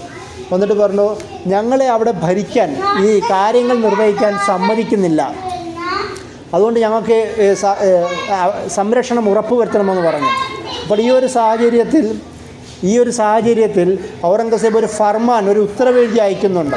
ആ ഫർമാനിൽ അദ്ദേഹം പറയണത്, ഒരു തരത്തിലും ആരെങ്കിലും ഈ ക്ഷേത്രത്തിൻ്റെ അധികാര നടത്തിപ്പിൽ കൈയിടുകയും അത് ഉപദ്രവം ചെയ്യുകയാണെങ്കിൽ അവർക്കെതിരെ നിയമ നടപടി എടുക്കുകയും ഞാൻ ബാക്കി വെക്കൂല എന്ന് പറഞ്ഞ ഒരു ഉത്തരവാണ് ഔറംഗസേബ് കൊടുക്കുന്നത്. ഇവിടെ നമ്മുടെ ടിപ്പു സുൽത്താൻ്റെയും ഒരുപാട് ഉദാഹരണങ്ങൾ നമുക്ക് നമ്മുടെ സ്വന്തം സൗത്ത് ഇന്ത്യയിൽ പോലും കാണാം. ഞാൻ പറയുന്നത് ഒരു മുസ്ലിമിൻ്റെ ഒരു കൺസെപ്റ്റാണ്. ഇന്ത്യയിൽ ആദ്യമായി മുസ്ലിം ഭരണം നടക്കുന്നത് ഇന്ത്യൻ സബ് കോണ്ടിനെൻറ്റിൽ, അത് സിന്ധിലാണ്, ഇന്നത് പാകിസ്ഥാനിലാണ്. ആ 711-12 കാലങ്ങളിലാണ് മുഹമ്മദ് ബിൻ ഖാസിം ഇവിടെ വരികയും ചില പ്രത്യേക സാഹചര്യങ്ങളിൽ യുദ്ധങ്ങളൊക്കെ ഉണ്ടാവുകയും അദ്ദേഹം ഇവിടെ പിടിച്ചടക്കുകയും ഉമയ്യ ഖിലാഫത്തിൻ്റെ കീഴിൽ ഇതൊരു ഗവർണറേറ്റായി മാറുകയും 2 വർഷക്കാലം അദ്ദേഹം ഭരിക്കുകയും ചെയ്യുന്നത്. പിന്നീടും അത് തുടരുന്നുണ്ട്. ഈ കാലഘട്ടത്തിൽ പൂജാരിമാർക്ക് പോലും ബൈത്തുൽ മാലിൽ നിന്ന് സമ്പത്ത് കൊടുത്ത ഇതിനെക്കുറിച്ച് ചരിത്രം രേഖപ്പെടുത്തുന്നതാണ്. പൂജാരിമാർക്ക്, അമ്പലത്തിലെ ഉദ്യോഗസ്ഥന്മാർക്ക് പോലും ബൈത്തുൽ മാലിൽ നിന്ന് സാലറി കൊടുക്കുന്ന ഉദാഹരണം നമുക്ക് ചരിത്രത്തിൽ കാണാം. കാരണം അത്രത്തോളം വിശാലമാണ് ഇസ്ലാമിൻ്റെ ഫിഖ്ഹ്, ഇതര മതസ്ഥരോടുള്ള നമ്മുടെ സമീപനം എന്നൊക്കെയും നമ്മൾ ചേർത്ത് പഠിക്കേണ്ടതുണ്ട്. അതിൻ്റെ കൂടെ തന്നെ ഈ പ്രപഞ്ചത്തോടുള്ള നമ്മുടെ കാഴ്ചപ്പാടുകൾ, അതായത് അള്ളാഹു നമുക്ക് ഈ ലോകം കീഴ്പ്പെടുത്തി തന്നിരിക്കുന്നു. പക്ഷേ അതെന്തിനു വേണ്ടിയിട്ടാണ്? അത് സംരക്ഷിക്കാനും ഉപയോഗപ്പെടുത്താനും വേണ്ടിയിട്ടാണ്. ഖുർആൻ തന്നെ പറയുന്നത് ലഹറൽ ഫസാദ് ഫിൽ ബർരി വൽ ബഹരി ബിമാ കസബത്ത് ഐദിന്നാസ്. ഈ കരയിലും കടലിലും ഈ ഫസാദ് വ്യാപിച്ചത് എന്താ? ജനങ്ങൾ അവരെ കയ്യാൽ തന്നെ ഉണ്ടാക്കിയതാണ്, ഞാൻ ഉണ്ടാക്കിയതല്ല. ഇന്ന് അള്ളാഹു സുബ്ഹാനഹു വ തആല പറയണത് നമ്മൾ തന്നെ ഉണ്ടാക്കിയ ഫസാദുകളും ഫിത്നയുമാണ് ഈ കരയിലും കടലിലും ഉണ്ടാവുന്നത്, ഞാൻ ഉണ്ടാക്കിയതല്ല എന്ന് അള്ളാഹു സുബ്ഹാനഹു വ തആല പറയുന്നുണ്ട്. കാരണം പ്രപഞ്ചത്തെ, ലോകത്തെ നമ്മൾ യാത്ര ചെയ്യുമ്പോൾ ആദ്യം പ്രാർത്ഥിക്കുന്നത് എന്താണ്? ഈ വാഹനം എനിക്ക് കീഴ്പ്പെടുത്തി തന്നവൻ. അല്ലാഹു സുബ്ഹാനഹു വ തആല സഖറ, ആകാശങ്ങളും പ്രപഞ്ചങ്ങളും മനുഷ്യന് കീഴ്പ്പെടുത്തി കൊടുത്തു. എന്തിനാണ്? ഉപയോഗപ്പെടുത്തുവാൻ വേണ്ടി. സൂറത്തുർ റഹ്മാനിൽ ആകാശത്തെയും ചന്ദ്രനെയും സൂര്യനെയൊക്കെ പറഞ്ഞതിന് ശേഷം അല്ലാ തതഗൗ ഫിൽ മീസാൻ, ഈ നീതിയുടെ വ്യവസ്ഥയിൽ നിങ്ങൾ അതിക്രമം പ്രവർത്തിക്കരുതെന്ന് സൂറ റഹ്മാനിൽ അള്ളാഹു പ്രത്യേകം എടുത്ത് പറയുന്നുണ്ട്. എന്തിനാ? പ്രപഞ്ചം പറഞ്ഞതിന് ശേഷമാണ് അള്ളാഹു പറയുന്നത്. പ്രാപഞ്ചിക വ്യവസ്ഥ മനുഷ്യന് ജീവിക്കാനാണ് അള്ളാഹു ഉണ്ടാക്കിയേക്കുന്നത്. അതിലെന്ത് ചെയ്യാൻ പാടില്ല? ഒരു തരത്തിലുള്ള അക്രമം നിങ്ങൾ ചെയ്യാൻ പാടില്ല. അതുകൊണ്ട് തന്നെയാണ് കെട്ടിക്കിടക്കുന്ന വെള്ളത്തിൽ മൂത്രമൊഴിക്കാൻ പാടില്ല, പൊത്തുകളിൽ നശിപ്പിക്കാൻ പാടില്ല, അതുപോലെ തന്നെ ഈ നല്ല തണലുള്ള വൃക്ഷങ്ങൾ വെട്ടിക്കളയാൻ പാടില്ല, യുദ്ധത്തിൽ കൃഷികൾ നശിപ്പിക്കാൻ പാടില്ല എന്നൊക്കെ ഒരുപാട് നിയമങ്ങൾ ഇസ്ലാം പഠിപ്പിക്കുന്നത്. ഒരിക്കൽ നബി സല്ലല്ലാഹു അലൈഹി വസല്ലമ വഴിയിലൂടെ പോകുമ്പോൾ ഒരു ഒട്ടകത്തെ കാണുന്നു. ഒട്ടകം കരയുന്നത് കാണുന്നു. നബി സല്ലല്ലാഹു അലൈഹി വസല്ലമ തടവുന്നു. കുറച്ച് കഴിഞ്ഞിട്ട് ചോദിക്കുന്നു, ഇതിൻ്റെ മുതലാളി ആരാണ്? വിളിക്കാൻ പറയുന്നു. മുതലാളി വരുമ്പോൾ നബി സല്ലല്ലാഹു അലൈഹി വസല്ലം പറയുന്നു, ഒട്ടകം എന്നോട് പരാതി പറഞ്ഞു, നീ ഒട്ടകത്തെ ശരിക്കും നോക്കുന്നില്ല, തീറ്റിക്കുന്നില്ല, നീ ഒട്ടകത്തെ ക്ഷീണിപ്പിക്കുകയാണെന്ന് ഒട്ടകം എന്നോട് പരാതി പറഞ്ഞു എന്ന് നബി സല്ലല്ലാഹു അലൈഹി വസല്ലം. ആ ഒരു സംഭവം നമുക്ക് കാണാം. മറ്റൊരിക്കൽ സഹാബികളുമായി യാത്ര ചെയ്യുമ്പോൾ ചില കുഞ്ഞുങ്ങളെ, പക്ഷിക്കുഞ്ഞുങ്ങളെ സഹാബികൾ എടുത്ത് കയ്യിൽ വെച്ചു. ഇത് കാരണം പക്ഷി കിടന്ന് കറങ്ങുന്നത് കണ്ടു. നബി സല്ലല്ലാഹു അലൈഹി വസല്ലം വന്നിട്ട് പറഞ്ഞു, അത് കരയുന്നത് കണ്ടില്ലേ, അതിൻ്റെ കുഞ്ഞുങ്ങളെ നിങ്ങൾ അതിന് വിട്ടുകൊടുക്കുക. ഈ ചെറിയ ചെറിയ ഉദാഹരണങ്ങളാണ്. അതായത് പ്രപഞ്ചത്തോടും ജീവിവർഗങ്ങളോടും വളരെ സ്നേഹത്തോടാണ് പെരുമാറേണ്ടത്. ഇനി അഥവാ നിങ്ങൾ അറുക്കുകയാണെങ്കിൽ ഫൈദാ ദബഹത്തും ഫഹ്സിനു ദബഹ, നിങ്ങൾ അറുക്കുകയാണെങ്കിൽ ഏറ്റവും നല്ല അറുക്കലാണ് അറുക്കേണ്ടത്. ഒരു തരി പോലും പെടഞ്ഞല്ല മരിക്കേണ്ടത്, വേദനിച്ചില്ല മരിക്കുക, ഒറ്റയടിക്ക് അത് മരിക്കുക, അതിന് ജീവൻ പോവുക. അതുകൊണ്ടാണ് ഫഹ്സിനു ദബഹ, ആ ദഹബയിൽ അറുക്കുന്നതിൽ ഏറ്റവും നല്ല ഇഹ്സാൻ സ്വീകരിക്കാൻ പറയണത്. അടിച്ചും തല്ലിയും പിഴിച്ചുമല്ല കൊല്ലേണ്ടത്. ഹൽക്ക് അതുകൊണ്ടാണ് ഇസ്ലാം നിയമമാക്കിയത്. അതായത് ജീവിവർഗത്തോടും ചുറ്റുപാടും മുസ്ലിങ്ങളോടും മുസ്ലിങ്ങളല്ലാത്തവരോടും പ്രപഞ്ചത്തോടും നമ്മളോടും എല്ലാവരോടും നീതി പ്രൊവൈഡ് ചെയ്യുന്ന നിയമങ്ങൾ പഠിപ്പിക്കുന്ന, അതിൻ്റെ കൂടെ തന്നെ ഇസ്ലാം സ്ഥാപിതമാക്കപ്പെട്ട ബുനിയൽ ഇസ്ലാമു അലാ ഖംസ് എന്ന് നമ്മൾ പറഞ്ഞല്ലോ. ഈ 5 കാര്യങ്ങളിലും ഇസ്ലാമിലെ അടിസ്ഥാന ആശയങ്ങൾ പോലും നീതി പ്രൊവൈഡ് ചെയ്യുന്ന, ഇസ്ലാം പഠിപ്പിക്കുന്ന തൗഹീദും ആഖിറത്തും റിസാലത്തും നീതിയിൽ അധിഷ്ഠിതമായതുകൊണ്ടാണ് നമ്മൾ മുസ്ലിമായി ജീവിക്കേണ്ടത്. അതുകൊണ്ടാണ് ഇസ്ലാം നമുക്ക് പ്രിയപ്പെട്ടതാവേണ്ടത്. നബി സല്ലല്ലാഹു അലൈഹി വസല്ലം പറഞ്ഞിട്ടുണ്ട്, റാഖ തൗമൽ ഈമാൻ, ഈമാൻ്റെ മാധുര്യം അനുഭവിക്കുന്ന ആർക്കാണ്? മൻ റളിയ ബില്ലാഹി റബ്ബ, അള്ളാഹുവിനെ റബ്ബായി തൃപ്തിപ്പെട്ടവനാണ്. വബിൽ ഇസ്ലാമി ദീന, ഇസ്ലാമിനെ ദീനായി തൃപ്തിപ്പെട്ടവനാണ്. വബി മുഹമ്മദിൻ റസൂല, റസൂലിനെ, അള്ളാഹുവിൻ്റെ റസൂലിനെ റസൂലായി തൃപ്തിപ്പെട്ടവന് മാത്രമേ ഈമാൻ്റെ മാധുര്യം അനുഭവിക്കാൻ കഴിയൂ. കാരണം ആ മാധുര്യം എപ്പോഴാണ് നമ്മൾ അനുഭവിക്കാൻ കഴിയുക? ഇസ്ലാം നീതിയുടെ വ്യവസ്ഥയാണെന്നും റഹ്മത്ത് നൽകുന്ന വ്യവസ്ഥയാണെന്നും സ്വയം മനസ്സിലാക്കുമ്പോഴാണ്. അങ്ങനെയുള്ളവർക്ക് നമസ്കാരം ഒരു ഭാരമാവുകയില്ല. അങ്ങനെയുള്ളവർക്ക് ഇസ്ലാം പഠിപ്പിക്കുന്ന ശരീഅത്ത് നിയമങ്ങൾ ഒരു ഭാരമല്ല. അങ്ങനെയുള്ള അവകാശങ്ങളെ മാത്രമല്ല, ഇങ്ങനെയുള്ളവർ ഉത്തരവാദിത്വം കൂടി കുറിച്ച് ആലോചിക്കുന്നവരായിരിക്കും. അപ്പോൾ ഈ ഒരു തരത്തിലാണ് നീതിയുമായി ബന്ധപ്പെട്ട കാര്യങ്ങൾ ഇസ്ലാം പഠിപ്പിക്കുന്നത്. അതിൻ്റെ കൂടെ അവസാനം സൂറത്തുൽ അഅറാഫിലെ 157-ാമത്തെ ഒരു ആയത്ത് വിശദീകരിച്ചുകൊണ്ട് ഞാൻ അവസാനിപ്പിക്കാം. അല്ലാഹു സുബ്ഹാനഹു വ തആല നബി സല്ലല്ലാഹു അലൈഹി വസല്ലമയെ പരിചയപ്പെടുത്തിക്കൊണ്ട് പറയുന്ന കുറച്ച് സവിശേഷതകളുണ്ട്. അതിൽ പ്രധാനമായും പറയുന്നത്, നബി സല്ലല്ലാഹു അലൈഹി വസല്ലമയെ തൗറാത്തിലും ഇഞ്ചീലിലും അള്ളാഹു പരാമർശിച്ചിട്ടുണ്ടെന്ന് പറയുന്നു. അതിനുശേഷം യഅ്മുറുഹും ബിൽ മഅറൂഫ് വ യൻഹാഹും അനിൽ മുൻകർ. നബി സല്ലല്ലാഹു അലൈഹി വസല്ലമ നന്മ കൽപ്പിക്കുന്നവനാണ്, അതായത് നന്മയെ കൽപ്പിച്ചിട്ടുള്ളൂ. നബി സല്ലല്ലാഹു അലൈഹി വസല്ലമ കൽപ്പിച്ചതെല്ലാം നന്മയായിരുന്നു. പിന്നെ വൈ യൻഹാഹും അനിൽ മുൻകർ, തിന്മ അവരെ അനുയായികളെ തടയുന്നവനാണ്. അതായത് നബി സല്ലല്ലാഹു അലൈഹി വസല്ലമ തടഞ്ഞതെല്ലാം തിന്മ മാത്രമാണ്, തിന്മയെ നബി തടയുകയുമുള്ളൂ. അതിനുശേഷം പറയുന്നത് വയുഹില്ലു ലഹുമു ത്വയ്യിബാത്ത്. നബി സല്ലല്ലാഹു അലൈഹി വസല്ലമ അദ്ദേഹത്തിൻ്റെ അനുയായികൾക്ക് ഹലാലാക്കിയത് ത്വയ്യിബാത്തുകളാണ്. ശുദ്ധമായത്, പരിശുദ്ധമായത്, നല്ലത്, സുഖമുള്ളത്, സൗന്ദര്യമുള്ളതെന്നൊക്കെയാണ് ത്വയ്യിബിൻ്റെ അർത്ഥം. അങ്ങനെയുള്ളത്, അതായത് നബി അനുവദനീയമാക്കിയതെല്ലാം ത്വയ്യിബാണ്, ത്വയ്യിബ് മാത്രമേ നബി അനുവദനീയമാക്കിയിട്ടുള്ളൂ. പിന്നീട് പറയുന്നത് വയുഹരിമു അലൈഹിമുൽ ഖബായിസ്. ഖബായിസിൻ്റെ അർത്ഥം വൃത്തികെട്ടതെന്നാണ്, മ്ലേച്ഛമായതെന്നാണ്. നബി ഹറാമാക്കിയതെല്ലാം വൃത്തികെട്ടതാണ്, വൃത്തികെട്ടത് മാത്രമേ നബി ഹറാമാക്കിയിട്ടുള്ളൂ. അതിനുശേഷം പറഞ്ഞതൊരു കാര്യം വയള അൻഹും ഇസ്റഹും വൽ അഗ്ലാലല്ലത്തി കാനത്ത് അലൈഹിം. ഇന്നത്തെ കാലവുമായി ചേർത്ത് മനസ്സിലാക്കുന്ന ഒരു കാര്യമാണ്. മനുഷ്യൻ്റെ ഭാരം ഇറക്കി വെച്ചവനാണ് നബി, അല്ലെങ്കിൽ ഇറക്കി വെക്കുന്നവനാണ് നബി. വൽ അഗ്ലാലല്ലത്തി കാനത്ത് അലൈഹിം, അവരുടെ മേലുണ്ടായിരുന്ന ചങ്ങലകളെ പൊട്ടിച്ചെറിഞ്ഞവനും കൂടാണ് നബി. അതായത് 14 നൂറ്റാണ്ടുകൾക്ക് മുമ്പ് ഒരു മനുഷ്യൻ നുബുവത്ത് നബിയായി വരികയും അന്നു മുതൽ ഇന്ന് വരെയും ഒരു അള്ളാഹു നൽകിയ നിയമാവലികളല്ലാത്ത നിയമാവലികൾ പാലിക്കേണ്ടതില്ല എന്നും, അങ്ങനെ ഒരു സമൂഹവും അവരുടെ കസ്റ്റംസും നോംസും ഉണ്ടാക്കിയ സകലവിധ സമ്പ്രദായങ്ങളും എടുത്തെറിയേണ്ടതാണെന്നും, അതിലൂടെ ഉണ്ടാകുന്ന ഒരു ഗുൽമും അംഗീകരിക്കേണ്ടതില്ല എന്നും, എൻ്റെ അടിമത്വവും എൻ്റെ വിധേയത്വവും എന്നെ അനുസരിക്കുക മാത്രമാണ് ചെയ്യേണ്ടതെന്നും നബി സല്ലല്ലാഹു അലൈഹി വസല്ലമ, അതായത് അള്ളാഹുവിനെ മാത്രം അനുസരിക്കേണ്ടതാണെന്ന് നബി സല്ലല്ലാഹു അലൈഹി വസല്ലമ പഠിപ്പിച്ചു.